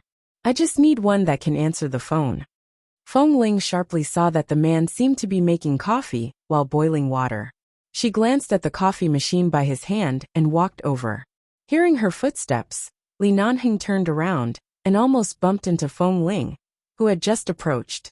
She staggered back and almost dropped the new phone in her hand. She quickly clenched it hard in her palm. However, her movement was too fast, and she was close to the cupboard. There was an empty coffee cup on the side, and the cup instantly fell to the ground with a crisp sound of shattering. "Sorry." Seeing that she accidentally dropped something, Feng Ling subconsciously rushed to step back again. Seeing that her bare feet were about to step on the fragments, Li Nanheng's eyebrows twitched hard. He suddenly stretched out his long arm to hold her waist, pulled her back, and at the same time, kicked the scattered fragments on the ground a little further away from her. "When did you learn to walk without shoes? It's winter in T-City. How can you walk out barefoot?" The man frowned and looked down at her. Feng Ling lowered her head and pushed his arm away. She took 2 steps toward the wall and glanced down at her bare, fair and tender feet. She then turned to look at the man. "There's floor heating in this hotel. The floor isn't cold. Even if it's not cold, you should wear shoes and develop the habit of walking barefoot. Are you like that woman Jean Wan, who often has a stomachache?" Because Dr. Chin had treated Mrs. Mo, Dr. Chin must know that Mrs. Mo often had a stomachache because of her cold body. But Li Nanheng also knew. It was enough to show that these seemingly cold men would occasionally gossip about the troubles between women when they sat together in private. Feng Ling's white and tender toes curled up slightly and stood there looking at him. "I'll go put them on in a while. Go now. I just came out to thank you." Feng Ling remembered that she almost stepped on the fragments and was suddenly held in his arms.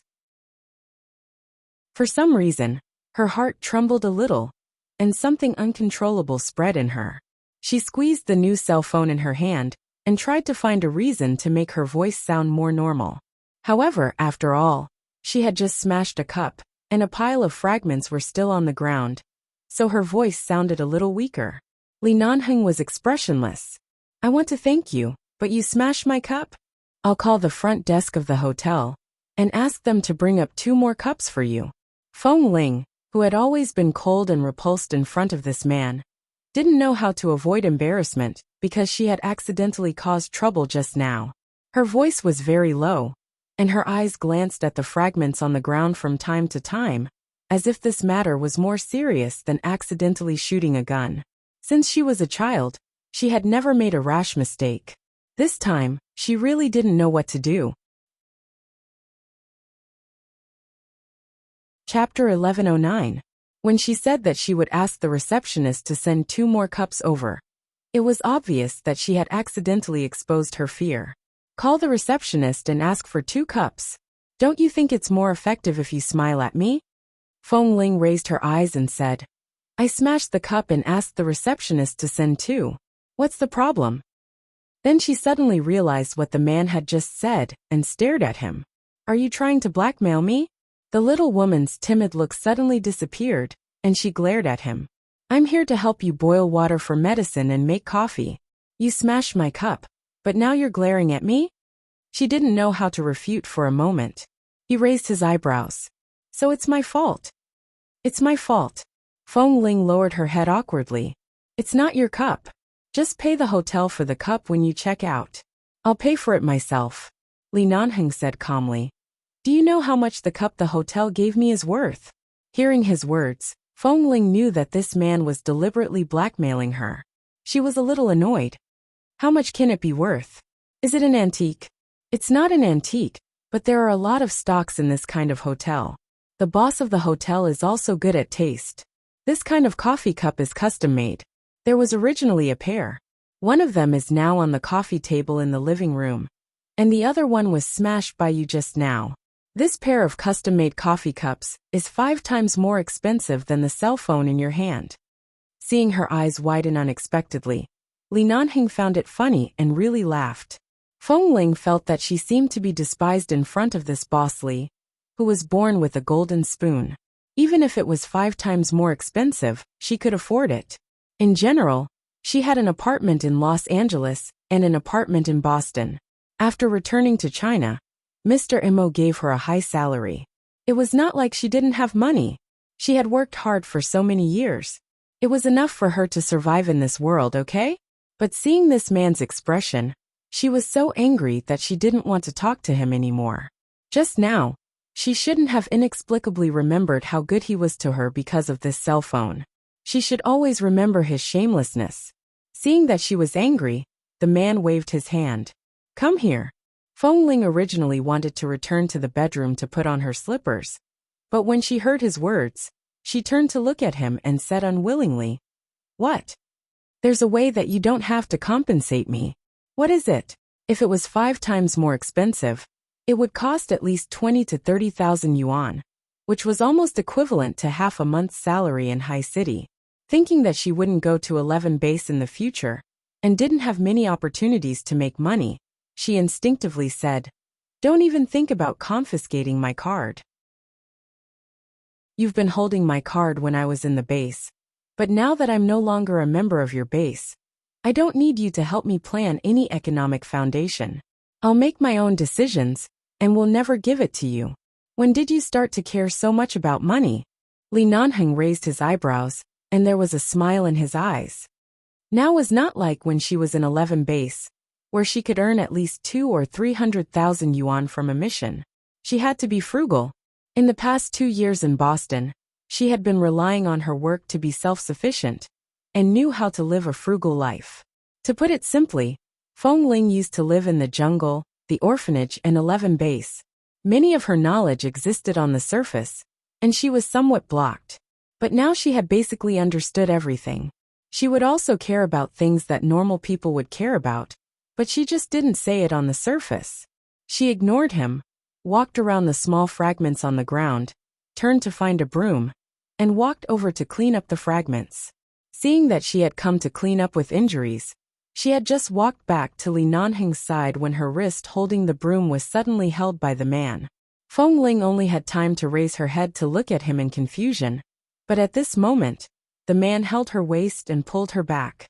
In just 2 steps, he had pressed her against the side of the cupboard. The sound of boiling water behind them had stopped, but the sound of the coffee machine continued, and there was a small buzzing sound. Feng Ling subconsciously wanted to push him away, but the man directly held her wrist. Although he did not use much force, his fingertips still grazed a wound on her arm. She let out a low cry and was pulled into his arms. Just like this, her waist was pressed against the marble counter on the cupboard, but her front was pressed against the man's chest. Before she could make a sound of resistance, she was kissed. She was stunned for a few seconds and wanted to retreat.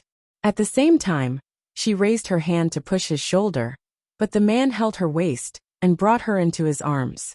In just 2 steps, he pressed her more firmly against the marble counter of the cupboard. Feng Ling.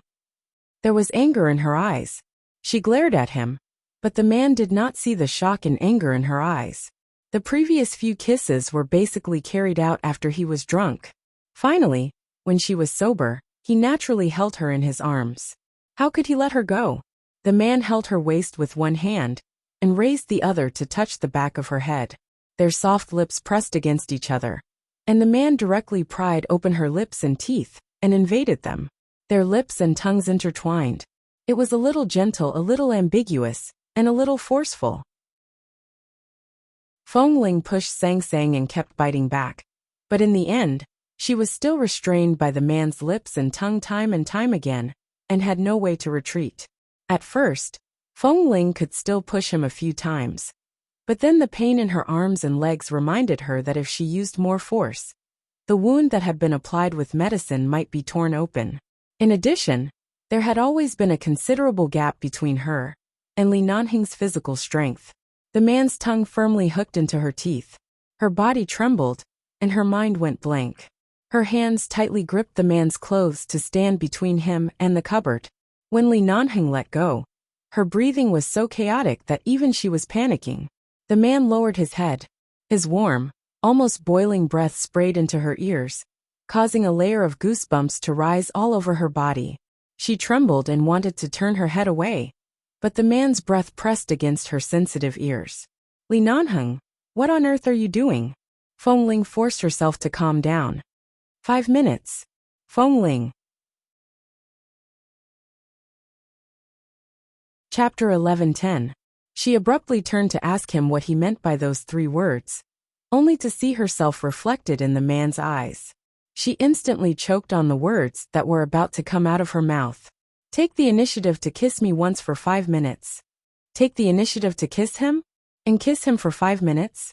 There was only one thought in Feng Ling's mind. Impossible. Don't even think about it. Li Nanheng watched as her eyes widened in anger. He pursed his lips and chuckled lowly. Then sleep on my bed for a night? This sleep for a night had 2 meanings. It was clear that his words were not that simple. There was a huge ambiguity. Don't be too shameless. And I've been shameless for so many years. When I first started chasing you, you scolded me more than once. After being scolded by you for so many years, I have to carry out these 2 words, so that I won't be wronged for no reason, right? Feng Ling couldn't take it anymore. She pushed him but failed. She frowned and said, Li Nanheng, don't kiss me again in the future, and don't suddenly kiss me while talking. Before she could finish speaking, the man abruptly and accurately kissed her lips. She widened her eyes in anger, and was about to struggle. In order to prevent her injuries from being pulled out in her anger, he let go in time. At the same time, he held the little woman, who was leaning against the cabinet with anger all over her body to prevent her from falling down. At the same time, he pressed against her ear and whispered, I'm afraid I can't do this. If I could do it, how could I have chased after a little iceberg like you? Feng Ling. At this moment the man held her hand, intertwined his fingers with hers, and gently tugged her hand up. Why don't you give me a slap? And then find someone to customize a set of cups that are exactly the same as this one? You. He had already kissed her earlier. Just because she didn't agree to his shameless request to kiss him for 5 minutes, she was kissed for nothing? The man just hugged her like this, his head pressed against her ear, as if the feeling of imprisoning her in his arms was very comfortable. His voice was soft and lazy, his voice in her ear, just a word, made her heart tremble fiercely. She closed her eyes to calm herself down. I'll find someone to do it. Do you really have to go through so much trouble? The simplest way is right in front of you. Even if it's just perfunctory, I'll accept it. I don't accept it. Feng Ling's tone gradually cooled down. Li Nanheng, I really wonder how you can be so shameless. You threaten me with a cup, he smiled lazily. Maybe this is shameless in your eyes. Have you ever thought about how much effort I've put into you over the years? But in the end, how much scruples do you have? Even when you finally took a step toward me, you only took one step, and then took 100 steps back. Feng Ling, I only spoiled you because I fell into your trap. I know that your feelings for me are not enough for you to surpass all rationality, but I still want to see when you can really let go of your heart and walk toward me. Feng Ling lowered her eyes and did not speak. It would be a lie to say that she was not touched, but the next moment, she suddenly raised her foot and stepped hard on the man's foot. Unfortunately, she stepped barefoot. The attack was like throwing a ball of cotton at the man's face. The damage index was basically 0. The man did not speak after being stepped on by her. Instead, he suddenly pinched her chin and looked at her deeply. He said in a low voice, "When will you really smile for me or cry for me from the bottom of your heart? Do you have to force me to press you on the bed before you can cry?" Feng Ling's eyes flickered, but her heart was uncontrollably burning. She turned her eyes away and said, "Do you still want me to put on my shoes?" Her awkward action of changing the topic made the man suddenly chuckle lowly. It was obvious that he was laughing at her for not expressing her feelings, even though she was clearly moved. He was laughing at how stupid her way of changing the topic was, and he didn't hide his laughter at all. However, it was indeed not good for her wound to keep being restrained like this. The man did not intend to keep forcing her at this time. Before the heat was up, he could only endure it. As soon as her body was free, Feng Ling took a step to the side and turned to walk out. However, she paused and said without looking back, "I'll say it again. Don't kiss me forcefully in the future." The man said leisurely, "I think you enjoy it." Feng Ling said hatefully, "I was wondering why you insisted on keeping me here. When Mr. and Mrs. Mo kept me here, they probably didn't expect you to be so shameless. You clearly knew that I was injured and couldn't struggle too much. My body was electrocuted and now I have no strength. From the beginning, you've been harboring evil intentions." Li Nanheng smiled slightly. "Not only have I been harboring evil intentions from the beginning, I've been harboring evil intentions since you were 13 years old." Feng Ling, 13 years old? Was he talking about the time when she fell into his bathtub in the sauna room and accidentally saw the side of her chest when he tore open her clothes?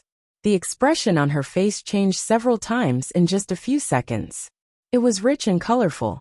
She wanted to curse, but found that she couldn't say anything. However, when she heard the man's attitude as if he had long regarded her as a piece of meat in his wolf's mouth, she couldn't express her anger. Her face did not turn red, but the tips of her ears were about to drip blood. If she had known that one day in the future, this man would say such shameless words, she would never have gone to 11 base, and would never have created any possibility or opportunity to contact him again. She couldn't find an excuse for a long time and finally fled. She ran back to the bedroom, put on her slippers, and threw the new phone on the bed. She stood in the bedroom for a long time, and seemed to hear the sound of the broken pieces being swept up in the kitchen. Feng Ling abruptly turned to walk out. She saw that the man was sweeping the floor in the kitchen and said, "I'll sweep." Hearing the movement, the man turned to look at her. When he saw that she was indeed wearing shoes this time, he retracted his gaze and continued to sweep the floor. As he swept, he said mildly, "You'd better go play with your new phone. You're covered in injuries. You haven't even finished sweeping the floor. If you hurt your foot again, I'll have to apply medicine for your foot again. The gains don't make up for the losses." Feng Ling. Now he knew that she was covered in injuries. Earlier, when he pressed her down and kissed her hard for a long time, why didn't he think that she was injured? Seeing that he really didn't need her to intervene, Feng Ling glanced at the other intact coffee cup on the coffee table, thought about the price of this cup, and returned to the bedroom. Chapter 11:11. Feng Ling sat on the bed and turned on the new phone. While studying the usage of the new phone, She checked the various phone numbers in her previous phone's address book. She didn't have much interest in studying the new phone. She just changed the card, made sure that the address book was also synchronized, and put the phone aside. Late at night, Feng Ling was very hesitant. She didn't know if she should stay or not. In fact, from a rational point of view, no matter what, she should leave. Because of the relationship between Li Nanheng and the Feng family. And because that man had clearly said that he wouldn't do anything to her. But he still kissed her forcefully in the kitchen. She felt that if she continued to stay here, more unexpected things would happen. But in her heart, there was a weak emotion that she couldn't understand that hindered her, telling her that she should stay here. She put her new cell phone aside to charge, got up, and walked out of the bedroom. She saw the man coming out of the bedroom next to the suite. Perhaps because she was now living here with an injury, this man, who was a heavy smoker, seemed to have not smoked today. He had just taken a shower and looked refreshed. When he saw her coming out, he naturally asked her, "Have you taken your medicine?" Only then did Feng Ling remember that half an hour ago, he seemed to have said something to her outside the bedroom door, asking her to come out and drink the medicine that had been brewed. But she didn't come out at that time. She turned to look at the medicine on the coffee table, walked over, picked up the cup, and drank the medicine while saying, I'll go back to Miss Wen's place after drinking the medicine. Dr. Wen is now at Miss Wen's place. Are you sure you want to go to her place? Jin Wan's apartment is currently occupied by Mo Jingshan. It's not convenient for you to go there. Li Nanheng came over, took the cold medicine from her hand, turned to the kitchen to pour it out, and then brewed a cup of hot water for her, reminding her to drink it while it was hot.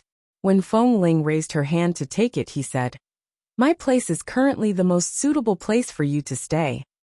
"I don't think so. How many friends do you have in China? How many people do you know? You know that you can't go anywhere. It's safest and most appropriate to stay here. Here, the base, and I can contact you and support you at any time. We can see what's happening around you at any time, instead of waiting for you to call for help when something happens. No matter if their target is you or me, for them, you're the most suitable one to be attacked first since you're alone outside."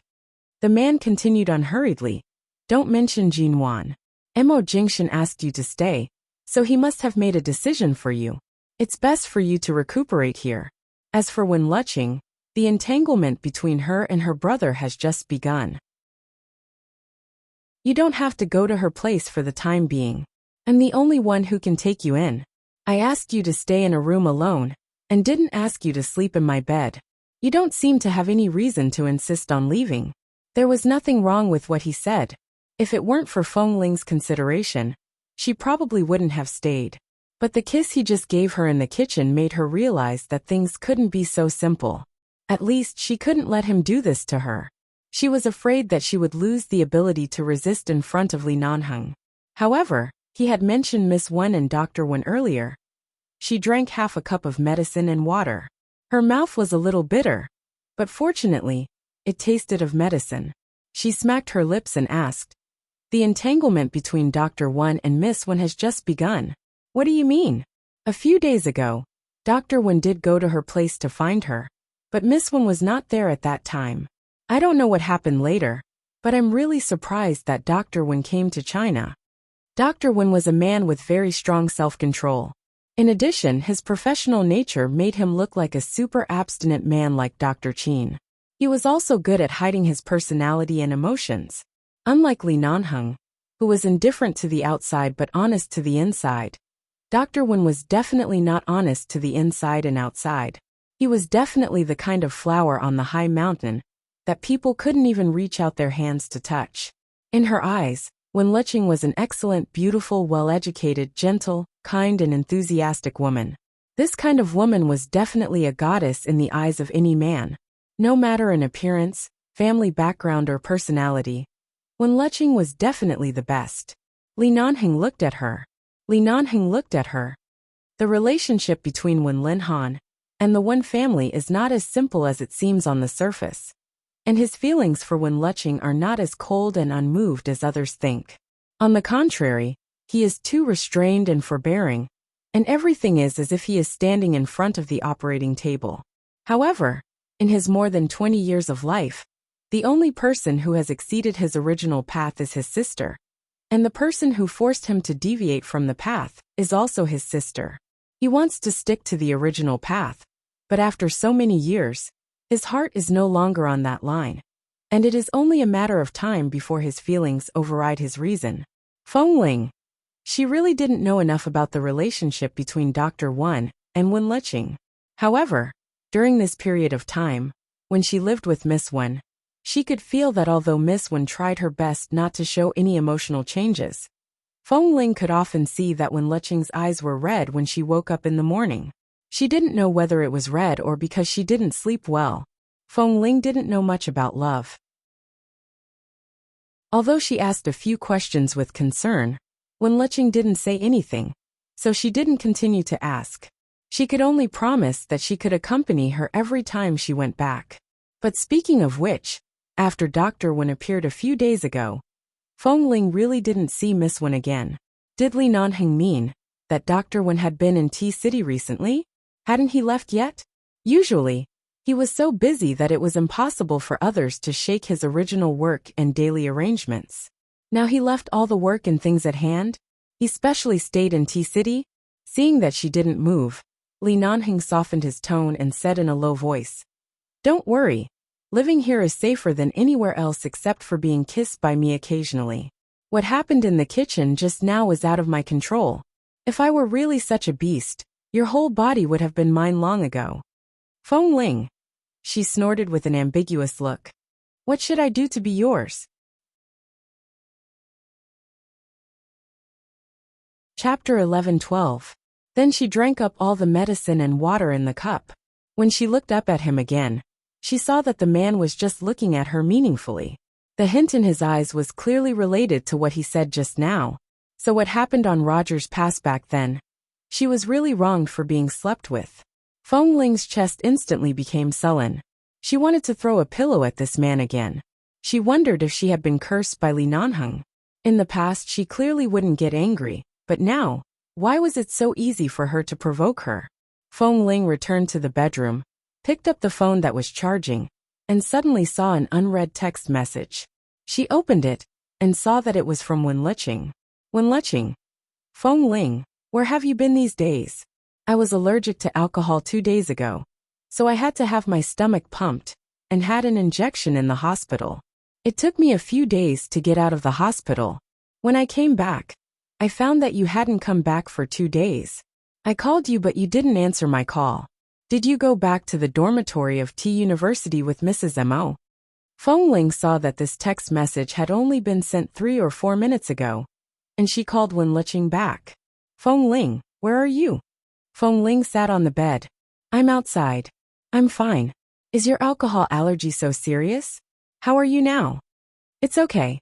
I'm a doctor myself. What can I do?" Wen Liqing said softly, then thought for a while and said, "Since you are outside, Feng Ling, can you help me with something? Can you help me contact someone?" Before she finished speaking, Feng Ling suddenly heard the sound of the door being opened, and then Wen Liqing suddenly stopped speaking, as if she was afraid of being heard, and didn't continue. "What's the matter? If it's inconvenient to talk, send me a message," Feng Ling said softly. "Okay." Wen Liqing's tone on the other side suddenly became serious, and then she gently said good night, and hung up the phone. On the other side of the phone, Wen Liqing turned to look at the man who pushed the door open. Wen Linhan came in with a weather-beaten body. When he came in, he saw that she was curled up on the sofa, holding a cell phone and calling someone. "Who's calling?" Feng Ling, after answering. Wen Liqing raised her eyes to look at the man who walked in the door. She stared at him for a few seconds, then lay on the sofa as if she didn't feel anything. She silently pulled the blanket to cover her legs, closed her eyes, and pretended to sleep as if he didn't exist. When Linhan watched her every move after entering the door, closed the door, and did not speak to disturb the silence in the room at this moment. When Liqing closed her eyes and leaned against the sofa for a while, because of the man's silent gaze, she finally opened her eyes and looked at him expressionlessly. "Shouldn't you go back to the United States now? Your fiancé is still waiting for you." Your work and your patients are still waiting for you. I, an insignificant person, have already troubled you for more than a week. Now that I'm fine, you can go." When Linhan did not speak. "Also, I promise that such a thing will never happen again. Don't think too much about it. I only drank because I enjoyed myself, not because of you. Everything was because of me. I didn't intend to put any pressure on you, nor was I forcing you by injuring myself." When Leching lowered her eyes as she spoke. She didn't want to see his expression, so she just leaned against the sofa and spoke. Then she frowned slightly, because of his silent attitude after entering the door. Before leaving the United States, she still remembered the words she said when she grabbed his collar and questioned him with red eyes. She cried uncontrollably and begged him not to abandon her like this, and begged him to face his feelings. What did he say to her at that time? Every word was like a cold knife grinding on the top of her heart, and now her heart still trembled when she thought of it. She stroked her head and turned to look at him. "Brother, I've already said that you don't have to think that everything I do now is for you to see.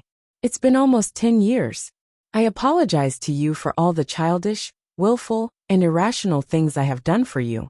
I apologize for affecting your normal life for so long. And I apologize for pestering you for so many years. Perhaps if I hadn't pestered you for so many years, you would have been able to marry your fiancé 3 or 4 years ago. It's all my fault." She continued. "You don't have to stay here with me. From now on, I won't make my presence felt in front of you. I won't force you to stay. You can go." When Linhan looked at her indifferently and didn't speak. There was a floor heater in the room, which was very warm. He casually took off his windbreaker and tugged at the collar of the white shirt inside. Then he undid 3 buttons at the same time. His cold and aloof demeanor instantly became much more easygoing. At the same time, his gaze fell directly on her cold face, which seemed to have made up her mind to abandon love. "Just because of one sentence from me, you can torment yourself to this state, and you still dare to say that you're not putting on an act for me to see? If I hadn't come in time this time, and sent you to the hospital before your allergic symptoms completely broke out, do you know what would have happened to you now? Do you want your neck and face to be swollen for the rest of your life? Or do you want to be sent to the emergency room for surgery if your respiratory tract is seriously asphyxiated? Or do you want to quietly find a corner where no one knows and get drunk, and slap me in the face with your pathetic way of letting go, and then impose on me the crime of forcing my sister to die?" His tone was still very cold, so cold that when Leching's heart ached fiercely, she abruptly turned her eyes. "You think too much." When Linhan sneered. "You torment yourself like this. How can I not think about it? Do you really think I have no heart?" "Really?" When Leching said lightly. "I really thought you had no heart. It turns out that you will also take my affairs to heart. It turns out that you will also think about my affairs carefully, instead of always just throwing me aside as a mischievous child, ignoring all my emotions and always telling me 2 words, 'Don't make trouble.'" When Linhan frowned coldly, because of the provocation in her words, and looked at her sitting motionless on the sofa. She was indeed the pearl of the Wen family. No matter in all aspects, she bore too much expectations and attention from the Wen family. A girl who was so excellent that no one could find any flaws in her. But because of him, she repeatedly became decadent. Now she was leaning lazily on the sofa, which was obviously an indulgence after despair. Chapter 11:13. He saw that she had been standing there since she entered the door. It seemed that he came to see her just because he was worried that something would happen to her again. In fact, what could happen to her? If she was an extreme person, something would have happened to her long ago. She didn't think too much about the drinking incident, but she didn't expect to be seen by him. It seemed that she was threatening him with death. She wouldn't. If she really loved someone, how could she treat him in such a childish and coercive way? He didn't want to approach her, but he didn't leave or return to the United States because he was worried. When Leching had been resting at home for the past 2 days, so she was always sleepy. Leaning against the sofa sickly, she wanted to go to sleep, but she couldn't because he was standing here. She wanted to ignore him, but couldn't ignore his existence at all. "I don't need you to keep an eye on me. I've said that I won't pester you anymore. You can rest assured. I've never said such words before.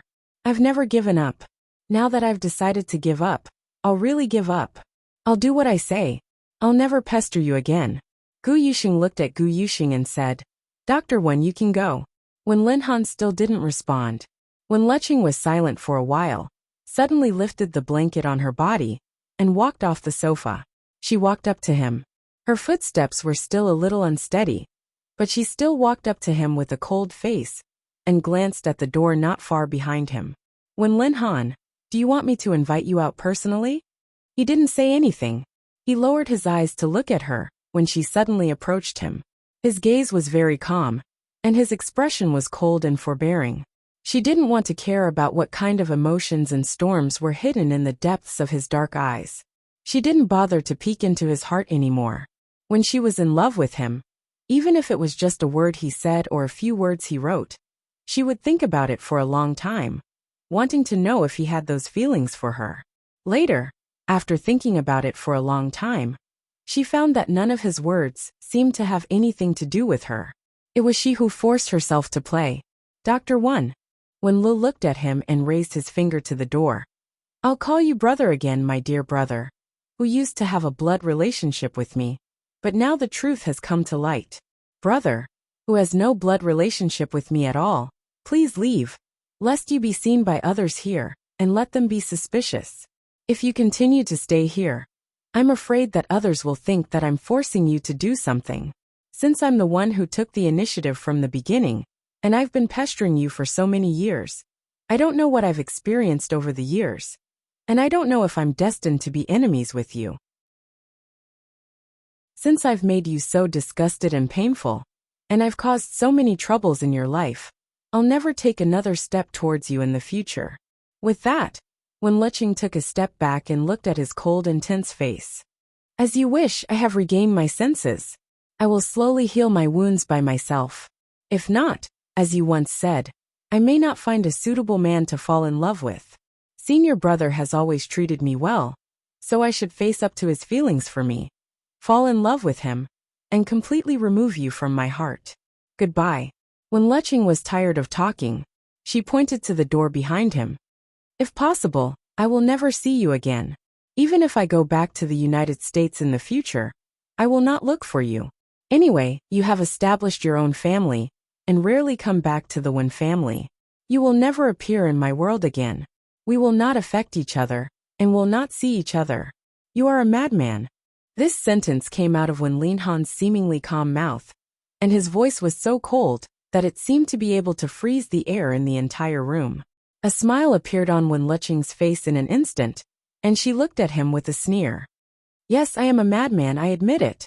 If I am not crazy, how could I fall in love with my own brother at the age of 16?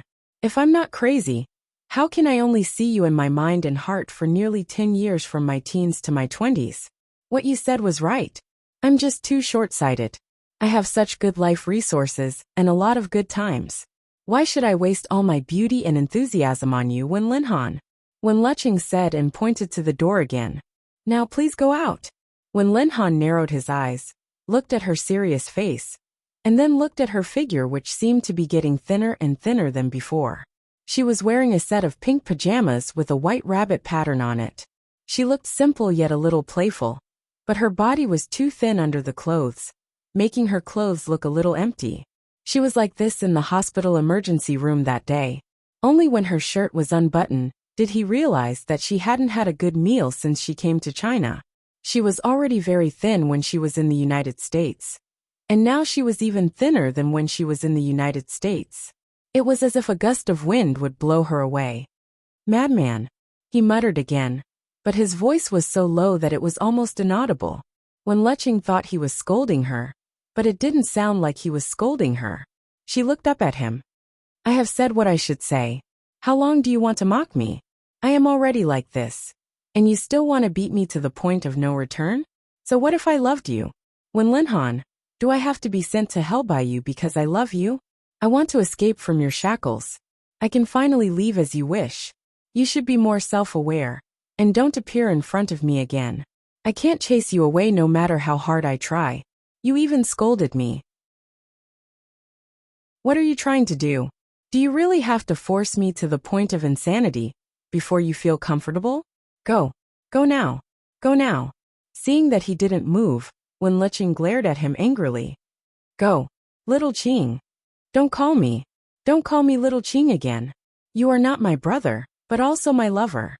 This word is not something you can say casually. Wen Liqing looked at him coldly. Go. Go now. Wen Linhan, don't force me to throw you out. Go. Chapter 11-14. Seeing that he didn't move, and just stood there looking at her like a stone stick, Wen Liqing was really fed up with his tepid attitude. She angrily stretched out her hand and pushed him hard. She hit him hard and cried, Go away. Get out.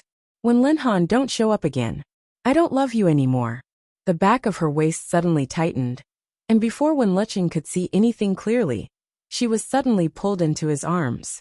The man suddenly raised a hand to hold the back of her head, pulled her forward, and kissed her hard on the lips.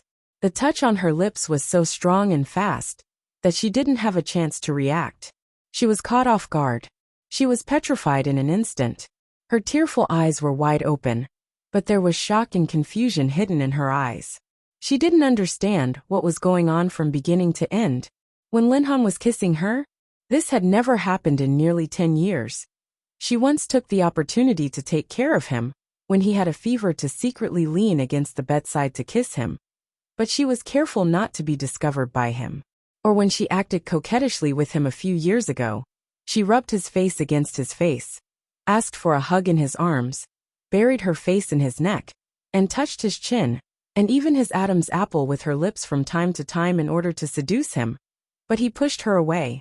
Or perhaps when their lips touched, it was just an unintentional collision, although most of the time, it was slightly intentional on her part. But in any case, when Linhan had never kissed her, every time she accidentally kissed him, he would avoid her expressionlessly and warn her not to be too obsessed with him. He never did. He never kissed her. He never kissed her like this. Even the man's kiss ravaged her lips, as if he was complaining about something. He lost his usual calmness and gentleness, and lost the demeanor that should belong to Dr. Wen. He just entangled her lips and tongue fiercely. Before she had any preparation, he forcibly opened her teeth and kissed her deeply without restraint. When Liqing didn't recover at all, her brain seemed to be blank, and she was shocked stiff.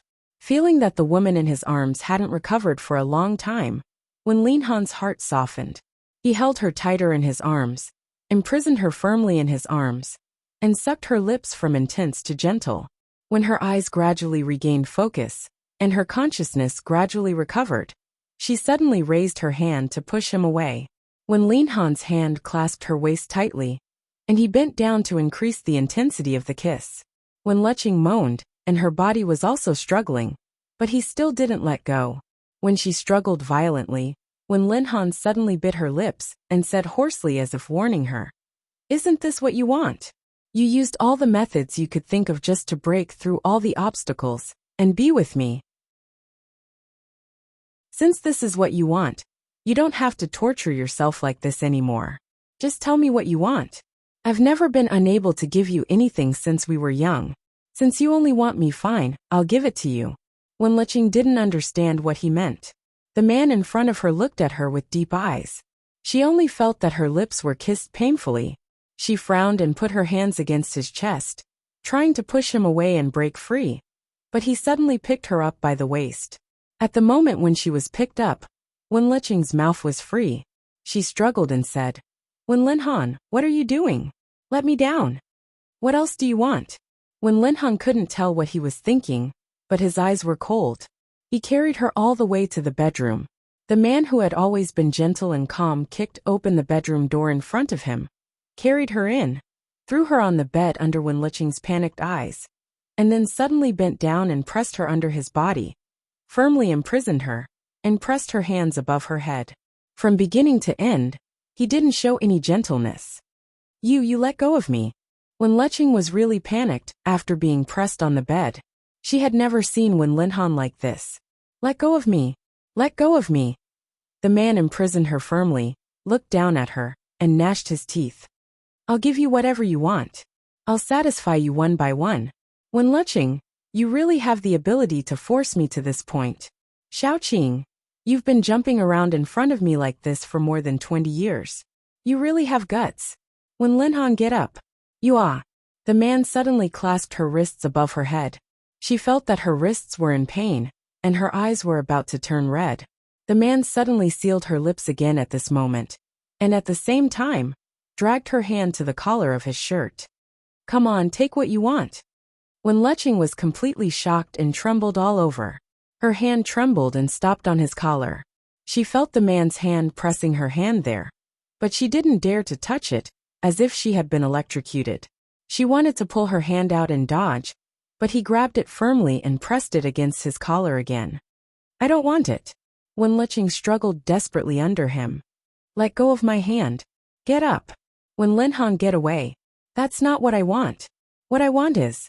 At this moment, the man leaned over and breathed in her ear. His hoarse voice carried a certain warning and coldness that she had never seen from him. There's only one chance, Xiaoqing. Since you've been pestering me for nearly 10 years, I'll make you regret it if I don't satisfy you once. People say that you can't let go if you can't get it. I'll let you get it once. Will you really learn to be obedient? Isn't this the person you want? Come, I'll give it to you. Come and take it. I'll give it all to you, Wen Linhan said as he grabbed her hand again. One hand was not enough, so he pulled both of her hands to his collar and forced her to pull the delicate buttons of his shirt collar. Wen Lecheng lay there stiffly because of his actions. Her hands seemed to be controlled by him. She couldn't resist and couldn't say a word. When the man pulled the collar open a little and saw the man's collarbone and chest, she panicked and tried to pull her hand out, shaking her head hard. No, it was not like this. She didn't think so. She didn't want to force him to this point. This was not what she wanted. Chapter 11:15. She didn't want to force him to this point. This was not what she wanted.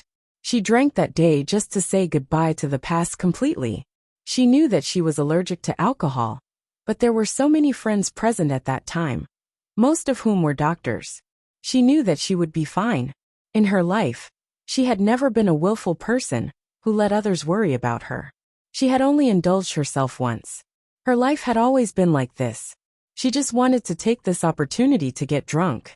Her heart was so painful and uncomfortable, but she didn't even have the qualification to get drunk.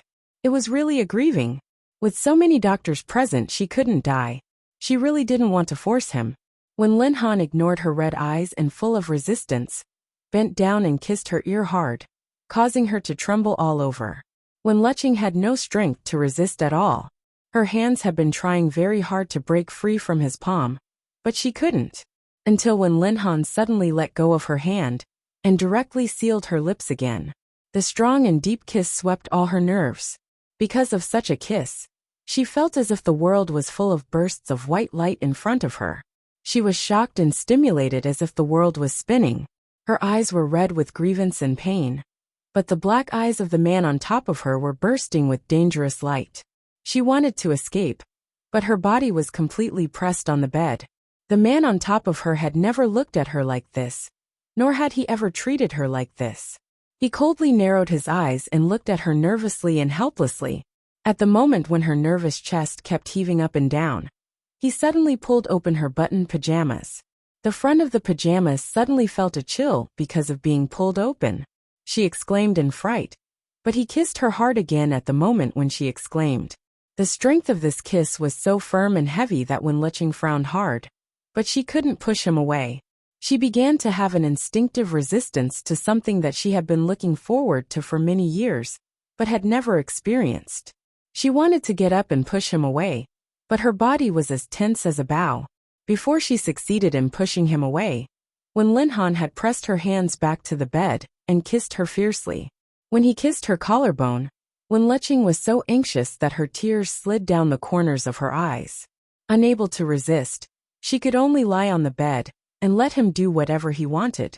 She could only sob and say, "Brother, don't do this, don't do this." Wen Linhan didn't seem to hear her.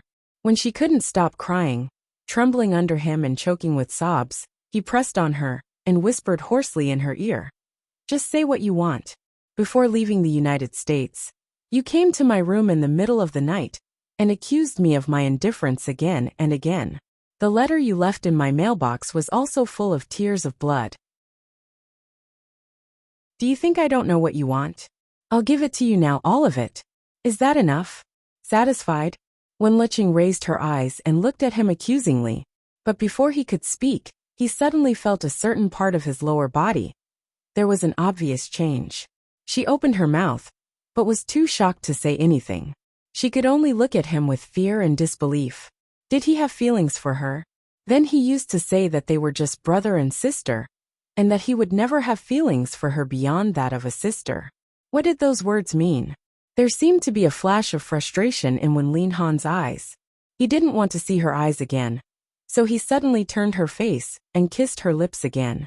She was so anxious that her eyes turned red. She struggled to avoid him, but he still firmly clasped her chin. The kiss became deeper and deeper, and his breathing became heavier and heavier. At this moment, the door outside was suddenly knocked on. Wenlicheng hurriedly murmured as if she heard a life-saving symphony, reminding him that someone was knocking on the door. She remembered that senior brother said that he had nothing to do today and would come to see her. Now it was almost time for senior brother to arrive. Wenlicheng couldn't concentrate on Wenlihan's deep kiss. Even this man, who was usually gentle and elegant, seemed to be full of irritation at this moment. She raised her hand to pinch his arm hard, and Wenlihan bit her lips even harder as if suffering a backlash. Suddenly, Wenlihan's hand continued to unbutton her pajamas that had already been opened. The moment Wenlicheng felt a chill in front of her body, her eyes widened in disbelief, and her body suddenly tightened. She had just successfully pulled out her hand and pushed his shoulder, but now she suddenly grabbed his shoulder tightly, and her eyes were full of panic. Don't, brother. Wenlicheng was really scared. She looked helplessly at the man who was usually as calm as ice, but now almost went crazy with her. Don't do this. I'm scared. The fear in Wenlicheng's heart had reached the extreme. She trembled under him, and the focus in her eyes was almost unfocused. Her messy long hair was wrapped around her neck and cheeks, and sweat was intertwined.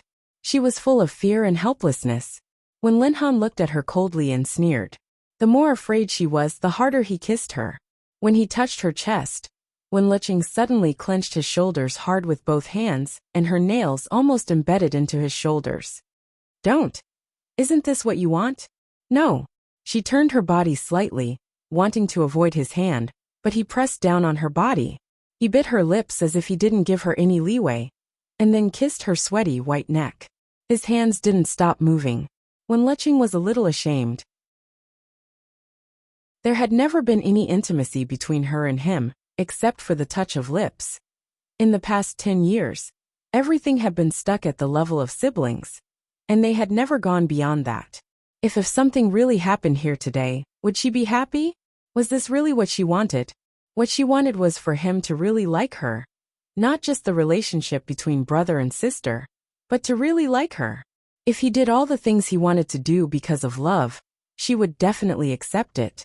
After all, she was already in her 20s, and was not a little girl. There was nothing wrong with it. But now, not now.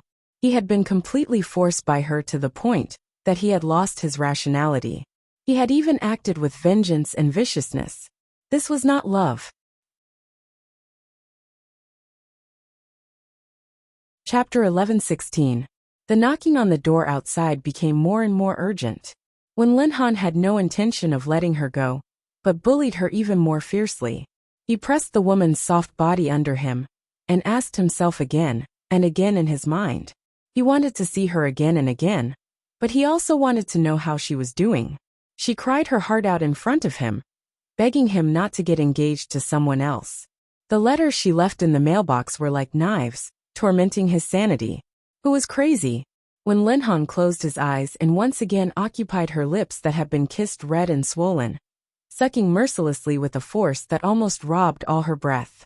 Wenlicheng trembled helplessly under him. When Wenlihan's hand invaded her open clothes again, Wenlicheng suddenly shrank and abruptly turned her head away, But the man on top of her bit her ear, as if he had been forced to the extreme, or as if he was taking revenge when he was venting his emotions. She had no strength to resist at all. Her eyes were red, and her tears fell on the bed. She choked and said, "Why are you doing this, brother? Why are you doing this to me?" When Linhan did not speak for a while. After a long time, he seemed to barely suppress the desire in his body that was about to collapse. He suddenly put his hands on both sides of her body and slowly lifted himself up. He lowered his black eyes to look at the clear fear and sadness that flashed through her eyes. He still lowered his voice and said coldly, "I should be the one asking you, why do you like me? Why do you force me into a desperate situation step by step?" When Licheng sobbed, "I just said that I will never force you again. I will stay far away from you in the future. I will never." "It's too late," the man suddenly said. His voice was very soft, so soft that she thought she had heard wrongly. She stared at him blankly, but he stared into her eyes. His voice was very low, but even though it was soft and low, it still forced its way into her ears. When Licheng's breathing suddenly stagnated, and she looked at the emotion that flashed in his eyes in disbelief. "When you were 18 years old, I could still tell you rationally that everything was impossible. When you were 23 years old, I told you to be rational. I would never fall in love with you, and told you to be my little sister. When you were 25 years old, I was almost dragged into the abyss by you. Now when you are almost 26 years old, you left me such a long letter. You cut my heart piece by piece. Do you think it's too late for you to retreat now?" When Linhan looked down at her, "I can't give you a reason to hide and cry by yourself. Nor can I watch you drink so much even though you know you will be allergic to alcohol. You indulge yourself, but I can't watch you destroy yourself. If you really want to sink into depravity." When Linhan looked into her eyes, although his face was calm and cold, he said seriously and clearly, "Don't hurt yourself anymore." Tears fell from Wen Licheng's eyes. Don't hurt herself anymore? So in the end, it was because of what she did that he was forced to this point. His words were full of his heartache, but he didn't respond to her feelings. In the end, he was still forced to this point by her. When Licheng closed her eyes, she suddenly remembered a Hong Kong and Taiwan movie she watched when she was a child, in which Xiaoqing seduced Fahai in front of Buddha. In the end, it was just because she couldn't get it, and he couldn't get it. What he was loyal to was the rationality in his heart. She sniffled and wanted to laugh but couldn't. She wanted to cry but couldn't. "From now on, you'd better behave yourself and don't cause any more trouble. Our family already knows what you've been thinking about me for so many years. Don't let yourself get hurt again. Work hard. Whether you're in the United States or in China, live a good life. If you want to be with me openly, you should make yourself stronger and be able to withstand all the rumors and slanders from the outside world. You shouldn't be like this, where a little bit of emotional frustration can knock you down." When Licheng opened her eyes and looked at him, but she didn't speak for a long time. "Do you understand?" When Linhan looked down at her and stared straight into her eyes. "What you should learn is to grow up." Her lips were still a little numb, but his words were so cold that it felt like an iceberg had fallen on her body. He was just reminding her that she was not mature enough, reminding her that she was not strong enough, reminding her that she had driven herself to the brink of collapse because of these trivial matters, and in turn, she would cause him no peace. When Licheng lay there motionless, her hands clenching the quilt under her stiffly, looking at the man's open shirt collar and his collarbone, her mind buzzed.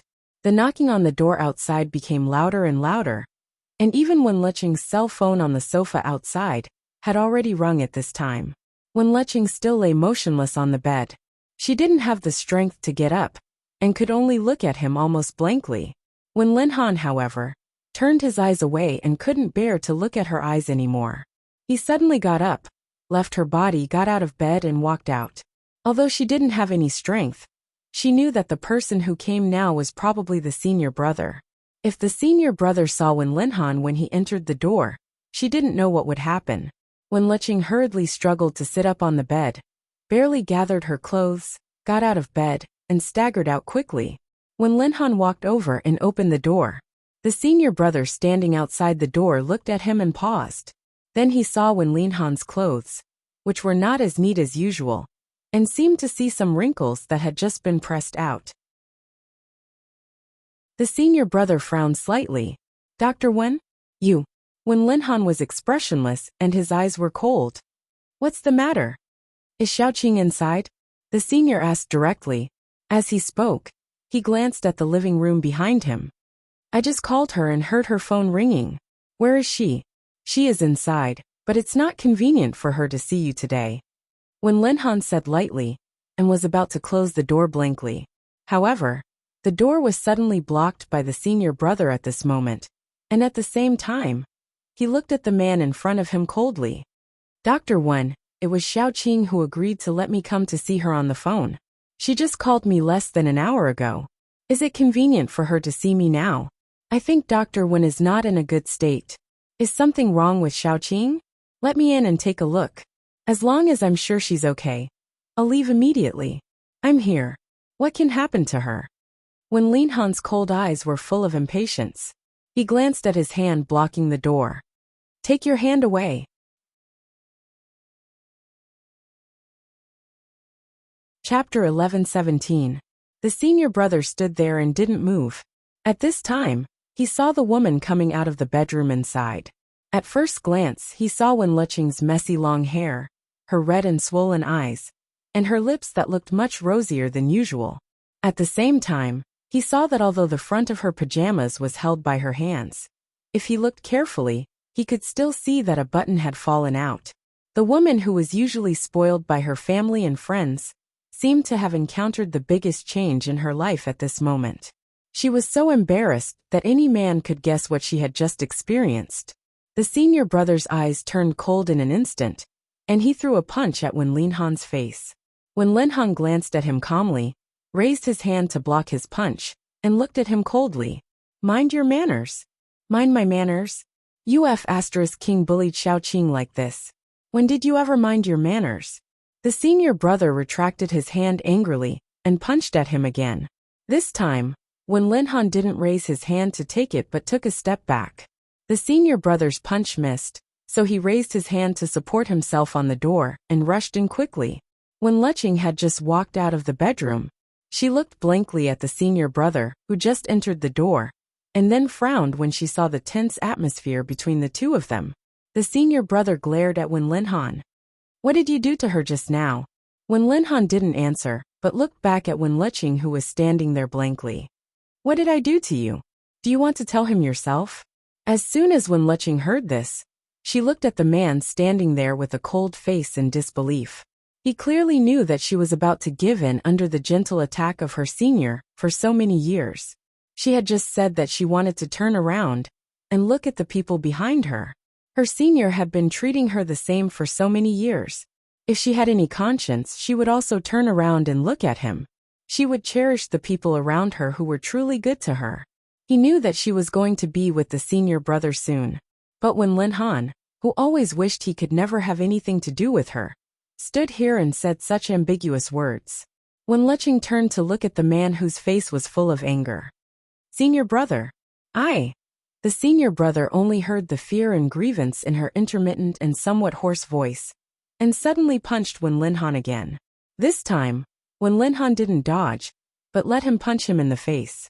As he took a step back, the senior brother rushed forward like crazy, grabbed his shirt collar hard, and pushed him to the ground fiercely. He didn't care whether Wen Linhan was good at martial arts or not. Anyway, Wen Linhan didn't resist, so he could beat him up.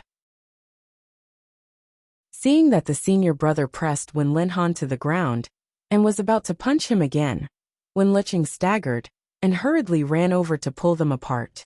Senior brother, don't fight, don't fight. The senior pushed her away forcefully. Go away. This sanctimonious beast in human clothing. He said she was his sister, but he was such a bastard in private. I must beat him to death. Senior brother. Wen Leching was thrown back. Seeing that Wen Linhan really didn't fight back, his chin was punched again, and his clean face looked like a different person because of the red and blue corners of his mouth. The senior brother, who had always been patient with her, was furious at this moment. She hurriedly pulled his hand. Don't fight. Don't fight. Go away. Little Qing. The senior brother waved her away again. Although Wen Linhan was a doctor, he was a man of more than 1.8 meters tall with an absolutely perfect figure. If he really fought, not everyone could be his opponent.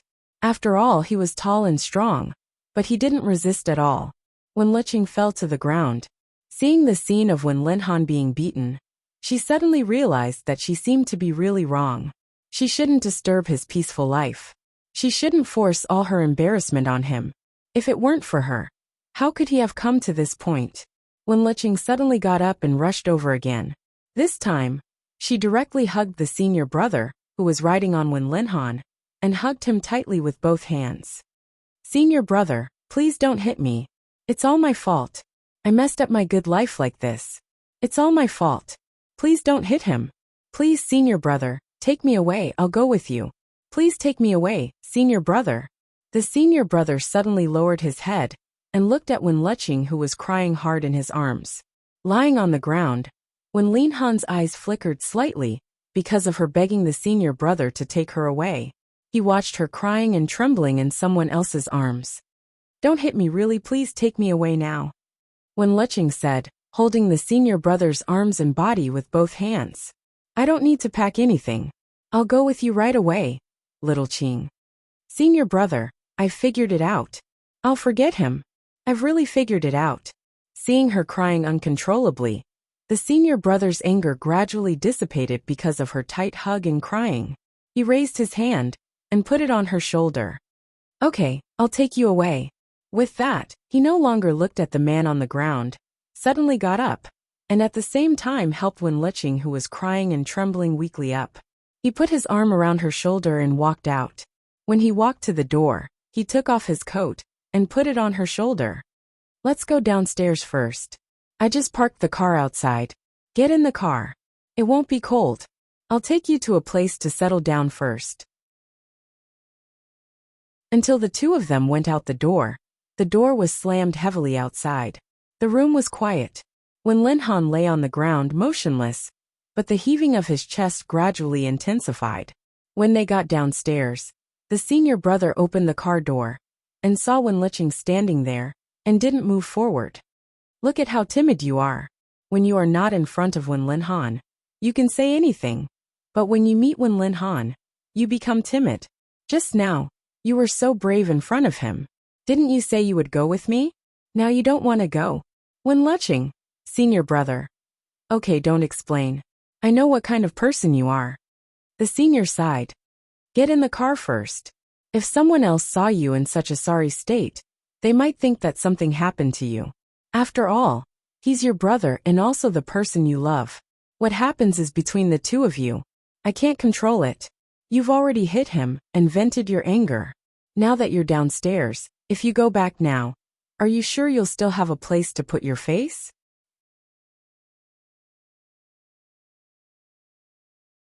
Chapter 11:18. When Liqing was a little embarrassed to be seen through, she put on his coat and stood outside the car door, asking, Then where should I go now? Anyway, you are a visiting professor of the medical school.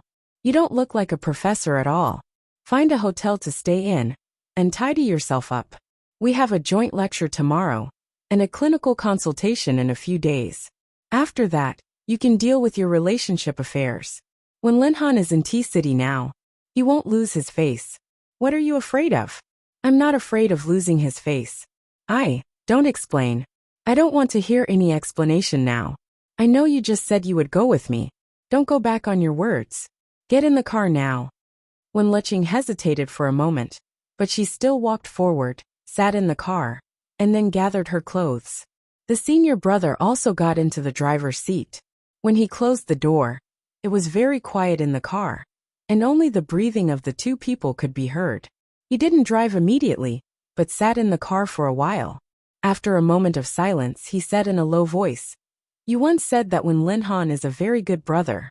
Whether you thought you were biological brother or sister, or later found out that you were not related by blood, he is as good to you as ever. Like all the elders in the family, he loves you as the apple of his eye. When Liqing lowered her eyes and said in a muffled voice, Yes. So he keeps saying that you are just his sister, and will not surpass this relationship at all. Then why did he suddenly fly to T-City? And why did he treat you like this today? When Lecheng didn't speak anymore, the senior brother started the engine and drove the car away.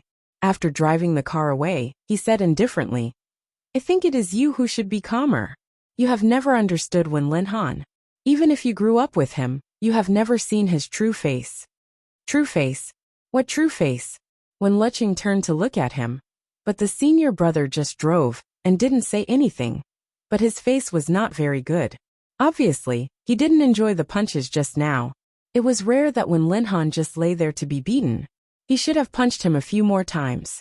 When she woke up in the morning, she habitually wanted to call Jin Wan and ask if she needed to go to T University to accompany her. But thinking that Mr. Mo was in T-City now, it was unnecessary for him to go there.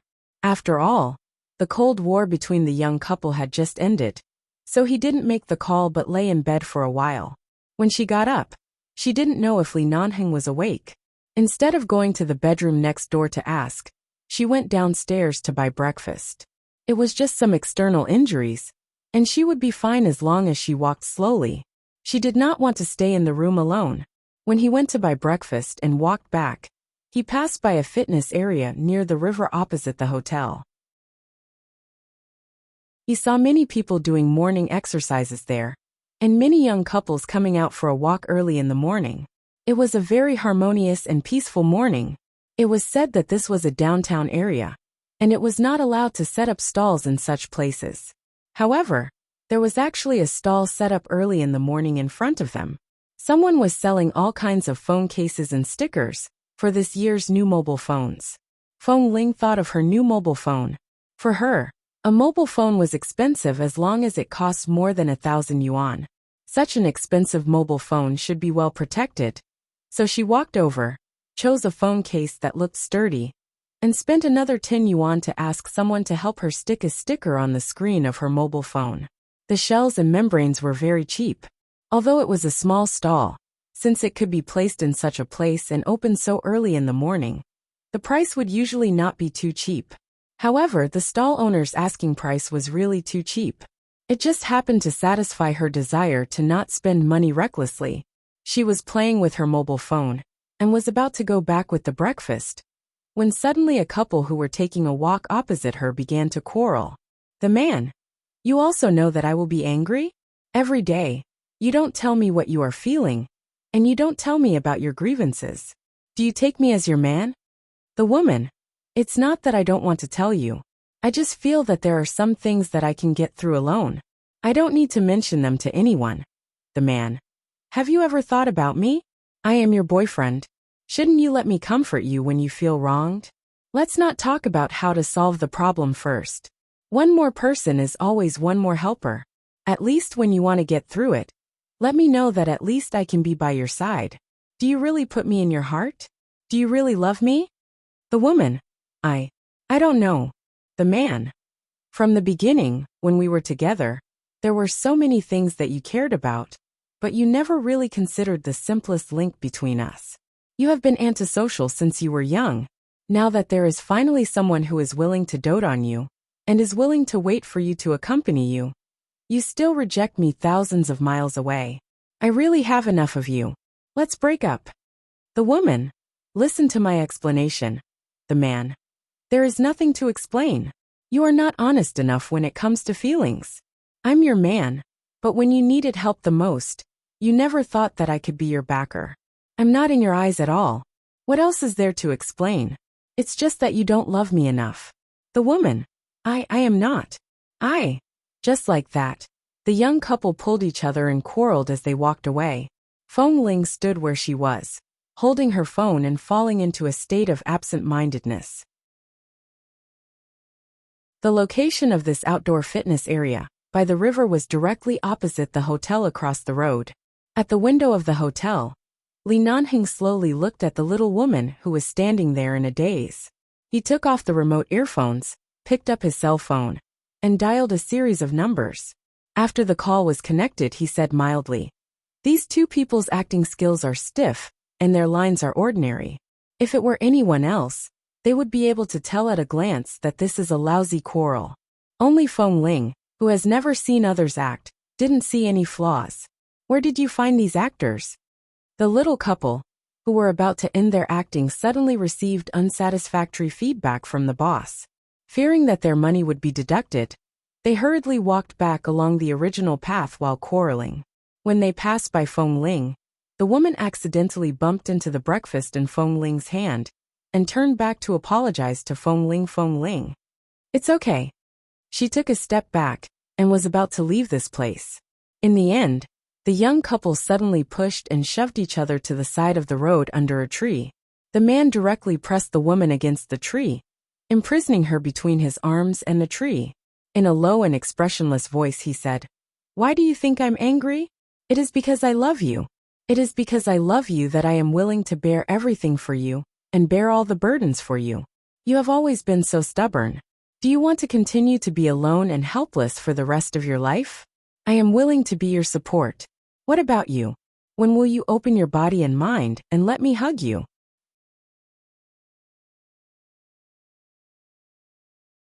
Chapter 11:19. Li Nanheng, who was in the hotel window, said lightly to the person on the other side of the remote earpiece, "More money." Hearing the moneymaker say so, the two people who were leaning against the tree acted even more and said all kinds of touching words from the bottom of their hearts. Feng Ling was a little puzzled, and her heart trembled. She thought of everything that had happened to her and what Li Nanheng had done for her. She carried the breakfast that was about to turn cold in her hand and quickly walked across the road back to the hotel. When she entered the room, she saw Li Nanheng standing in the living room with a cup of coffee in his hand. He glanced at her with a sleepy expression and was about to walk into the bedroom silently. Feng Ling pursed her lips and walked in. "Don't sleep. Have breakfast." The man paused and turned to look at her back, who had already walked to the table. "What breakfast?" Feng Ling put the breakfast on the table. Her voice was flat, but it was less cold than a few days ago. Steamed buns, fried dough sticks, soy milk, porridge, and a box of side dishes. Hearing that she was a little conscientious and no longer rejected him, Li Nanheng quietly turned and threw the coffee cup back into the kitchen. He then turned back to the table and was about to sit down to eat when Feng Ling glanced at him. "Didn't you just get up? Don't you want to wash up before eating?" Li Nanheng. He got up, turned back to the bedroom, and began to wash up for the second time today. When the man brushed his teeth and came out, Feng Ling had already finished her share. When he sat down, she was about to get up, but the man pushed the soy milk in his hand to her. "I don't drink this. Help me drink it." Feng Ling looked at him. "I don't have such a big stomach." Li Nanheng glanced at the lunchbox in front of her. "You put 2 steamed buns and 2 fried dough sticks here for me, but you only ate 1 fried dough stick and a cup of soy milk. Are you eating cat food?" Feng Ling. "I'm not that hungry. I'll just eat a little." "Drink it." The man decisively pushed the soy milk to her. Feng Ling glanced at him, and then at him. She saw that the man had already picked up the bun to eat. The way this man ate was very good-looking. It was not overly pretentious and elegant, but it was also not wolfing down the food. In short, it was that kind of manly.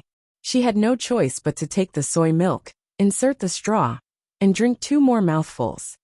"What are you thinking about?" Li Nanheng looked at her as he ate, and there was a meaningful smile in his eyes. "When I woke up, I didn't notice that you went out. You, an injured person, ran out to buy breakfast. Have I trained you to be too independent over the years? You don't even give others a chance to enjoy being relied on." Feng Ling only drank the soy milk and did not speak. She then thought of the young couple she had just seen downstairs arguing. She was the same as that girl.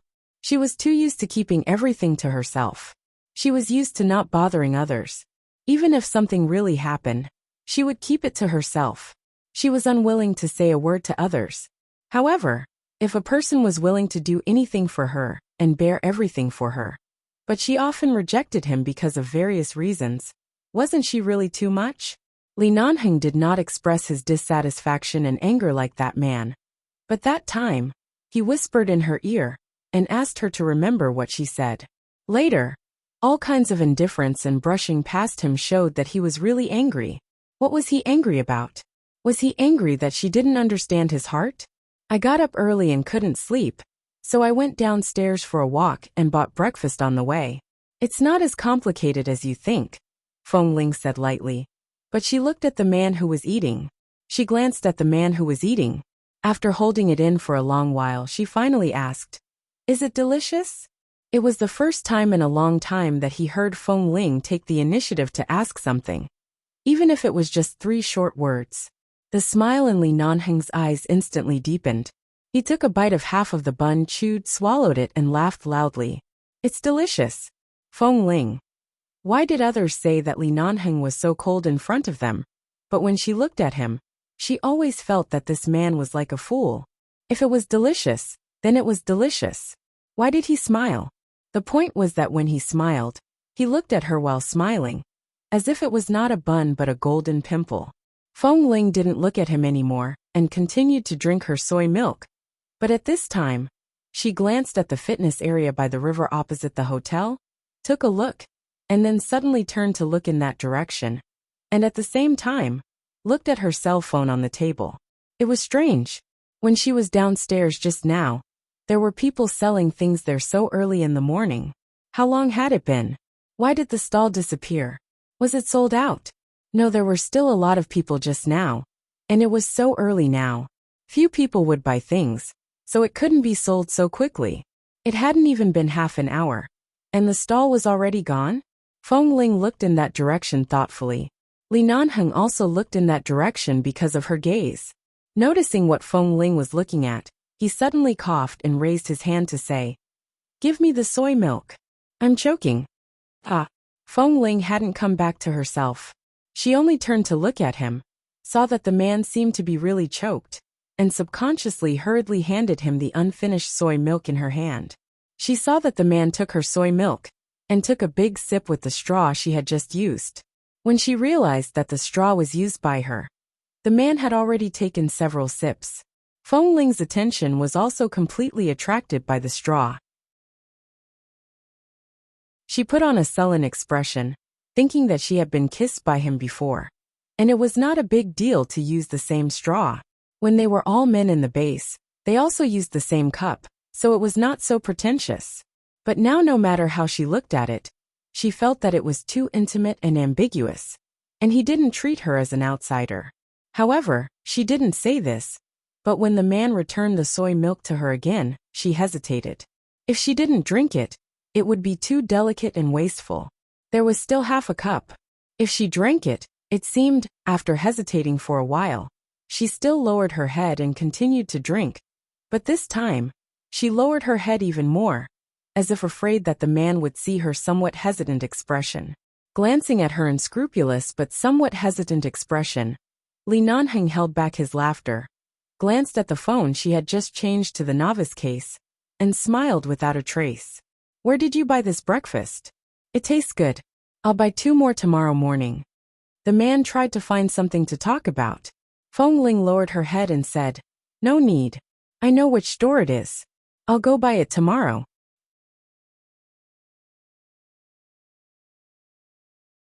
Chapter 11:20. Li Nanheng's smile widened when he heard that she would continue to stay here and help him buy breakfast the next morning. "With your injury, are you sure you can walk that far?" "It's not that far. I'll buy breakfast in the morning and take in some fresh air. It's good for the body." Feng Ling was still drinking her soy milk and did not notice that the man was grinning from ear to ear. "All right then, thank you for your hard work, Miss Feng." Feng Ling paused and suddenly looked up at him. The man's expression had returned to normal. When she looked up, he met her gaze calmly. Feng Ling was speechless. Why did she feel that something was wrong? But she could not tell what was wrong. The next day, Feng Ling went to buy breakfast on time. When she passed by the area by the river, she saw a small stall selling things. However, it was not as lively as it was yesterday, and there were not as many couples coming and going. That night, because Feng Ling had been injured for 2 or 3 days, she could apply the medicine herself most of the time, and did not need to trouble Li Nanheng.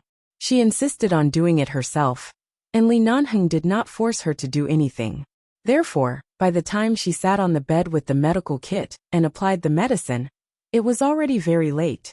When Liqing called, "Feng Ling, how have you been recently?" Hearing that Wen Leching's voice was a little hoarse, Feng Ling said with concern, "I'm fine, it's nothing. I just suffered some superficial wounds a few days ago. I was afraid that you would be worried, so I didn't tell you. Now the wounds are basically healed." "Injured?" Wen Leching raised her voice. "Where are you?" When Feng Ling went downstairs today, she paid special attention to the surroundings and the name of the hotel. "A hotel near the river in the city. I think it's called the Golden City Hotel. I'll visit you tomorrow." "No need, what's wrong with your throat?" "Nothing. I haven't slept well for the past 2 days. In addition, there was a lecture at the medical school today. I sat there with a few of my seniors and talked for the whole day, so my throat is a little hoarse." Feng Ling instinctively felt that Wen Leching's low spirits had something to do with Dr. Wen, but she did not ask too much. "Feng Ling, do you still plan to go back to America? The United States? I've never thought about it. I don't have any friends anywhere, so I'll just work wherever there's a suitable job for me. Mrs. Mo's place isn't a long-term place. As long as the crisis is over, I'll definitely leave. Which normal person would have a bodyguard by their side all the time? It's too redundant." She didn't have a fixed residence. Originally, it didn't matter where she went. She had never thought about where she had to go, or where she had to stay.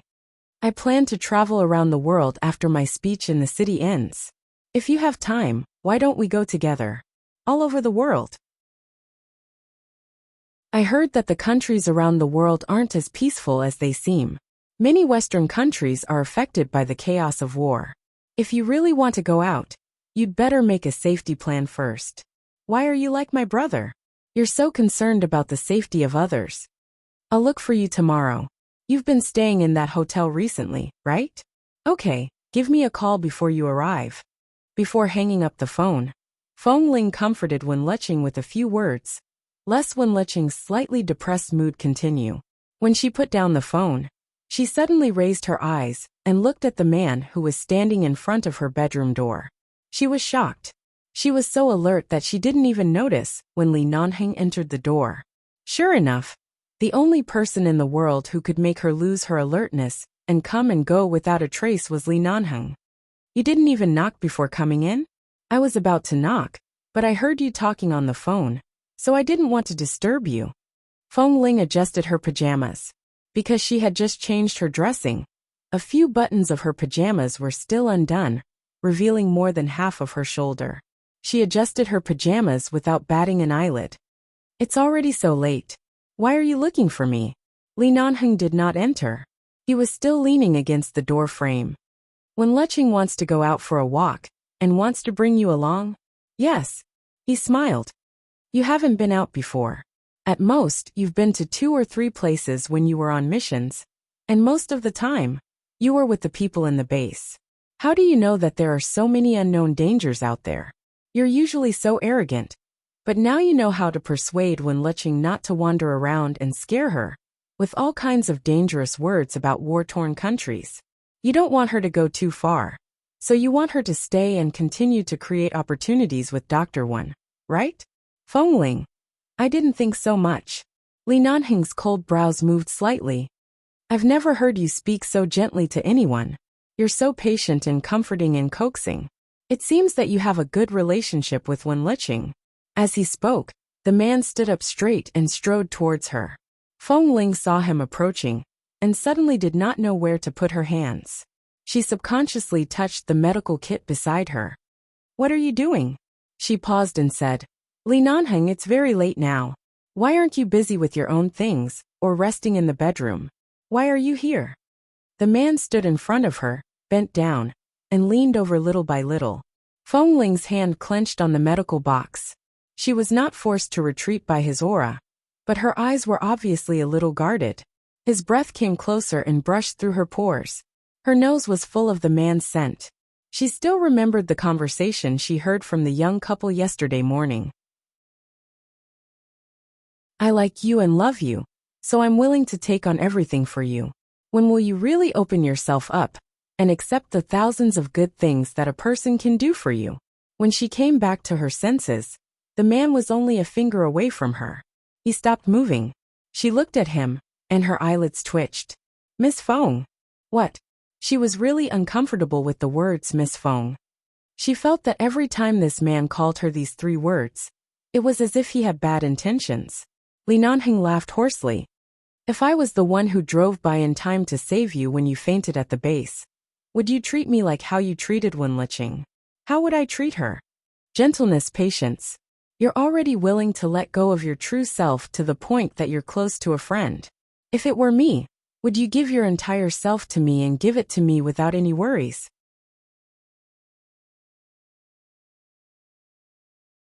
Chapter 11:21. Feng Ling felt that this assumption was not valid. The man was very close to her.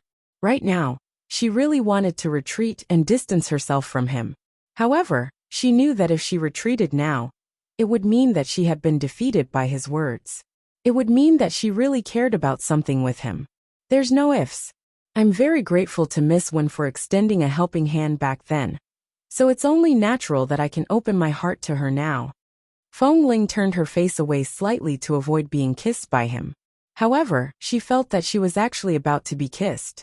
Although their skin had clearly not really touched, the man's breathing and hoarse voice gave her the illusion that he had already kissed her from head to toe. Aside from that one time when I was locked in the Li family's ancestral hall and couldn't appear in time, when have I not appeared in time? Why don't you try opening your heart to me for once? Feng Ling closed her eyes. I have. She closed her eyes and tried her best to speak in a rational voice. Li Nanheng, I have. He stood up straight again. She finally opened her eyes and raised her head to look at him. There was no anger, displeasure, or any chagrin on the man's face.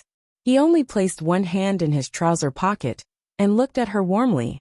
In the relationship between people, there is a saying that has been circulating for a long time that I have always felt is rather pretentious.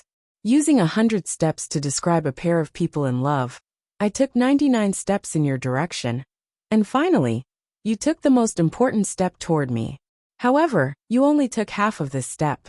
Because of your distrust, your hesitation, your lack of confidence, and various other reasons, you took back this step and retreated countless times. It's not that we can't be together, but there are too many things written in your heart that can't be. Feng Ling's complexion was slightly pale, because the man had suddenly calmly analyzed all of her timidity and lack of confidence. Because he had brazenly exposed all of her hidden emotions. She heard her overly fast heartbeat and felt that her breathing was a little short of oxygen. She had indeed taken a step forward and had indeed opened her heart to him. However, it seemed that she had only tentatively and carefully taken a step forward before being frightened back. If it was someone else, she probably wouldn't even take this step. At this moment, the man suddenly bent his head down again. This time, he seemed to be determined to let her know something. Suddenly, he wrapped his arms around her sides and trapped her on the bed. Even though Feng Ling did not fall down, she still sat there stiffly, watching the man in front of her. Look into my eyes, Feng Ling. She looked into his eyes. I don't have any other woman. From the beginning to the end, I've only had you. Give yourself a little more confidence. Don't always be like a mouse that sees a cat and runs away at the slightest movement. As he spoke, the man chuckled. I've used up all my patience on you. You have to give me a response, don't you? I don't know what to do. I'll teach you. The man leaned closer and raised a hand to point at his face. Kiss me. Again? Feng Ling. She grabbed the pillow by her hand and smashed it hard against his face. At the same time, she pressed his face hard and didn't stop until the man was pushed far away. He didn't force her to kiss him. He just smiled and held the pillow in his hand, looking at the short-haired little woman sitting on the bed, who didn't know what to do, and looking at her expression, he chuckled.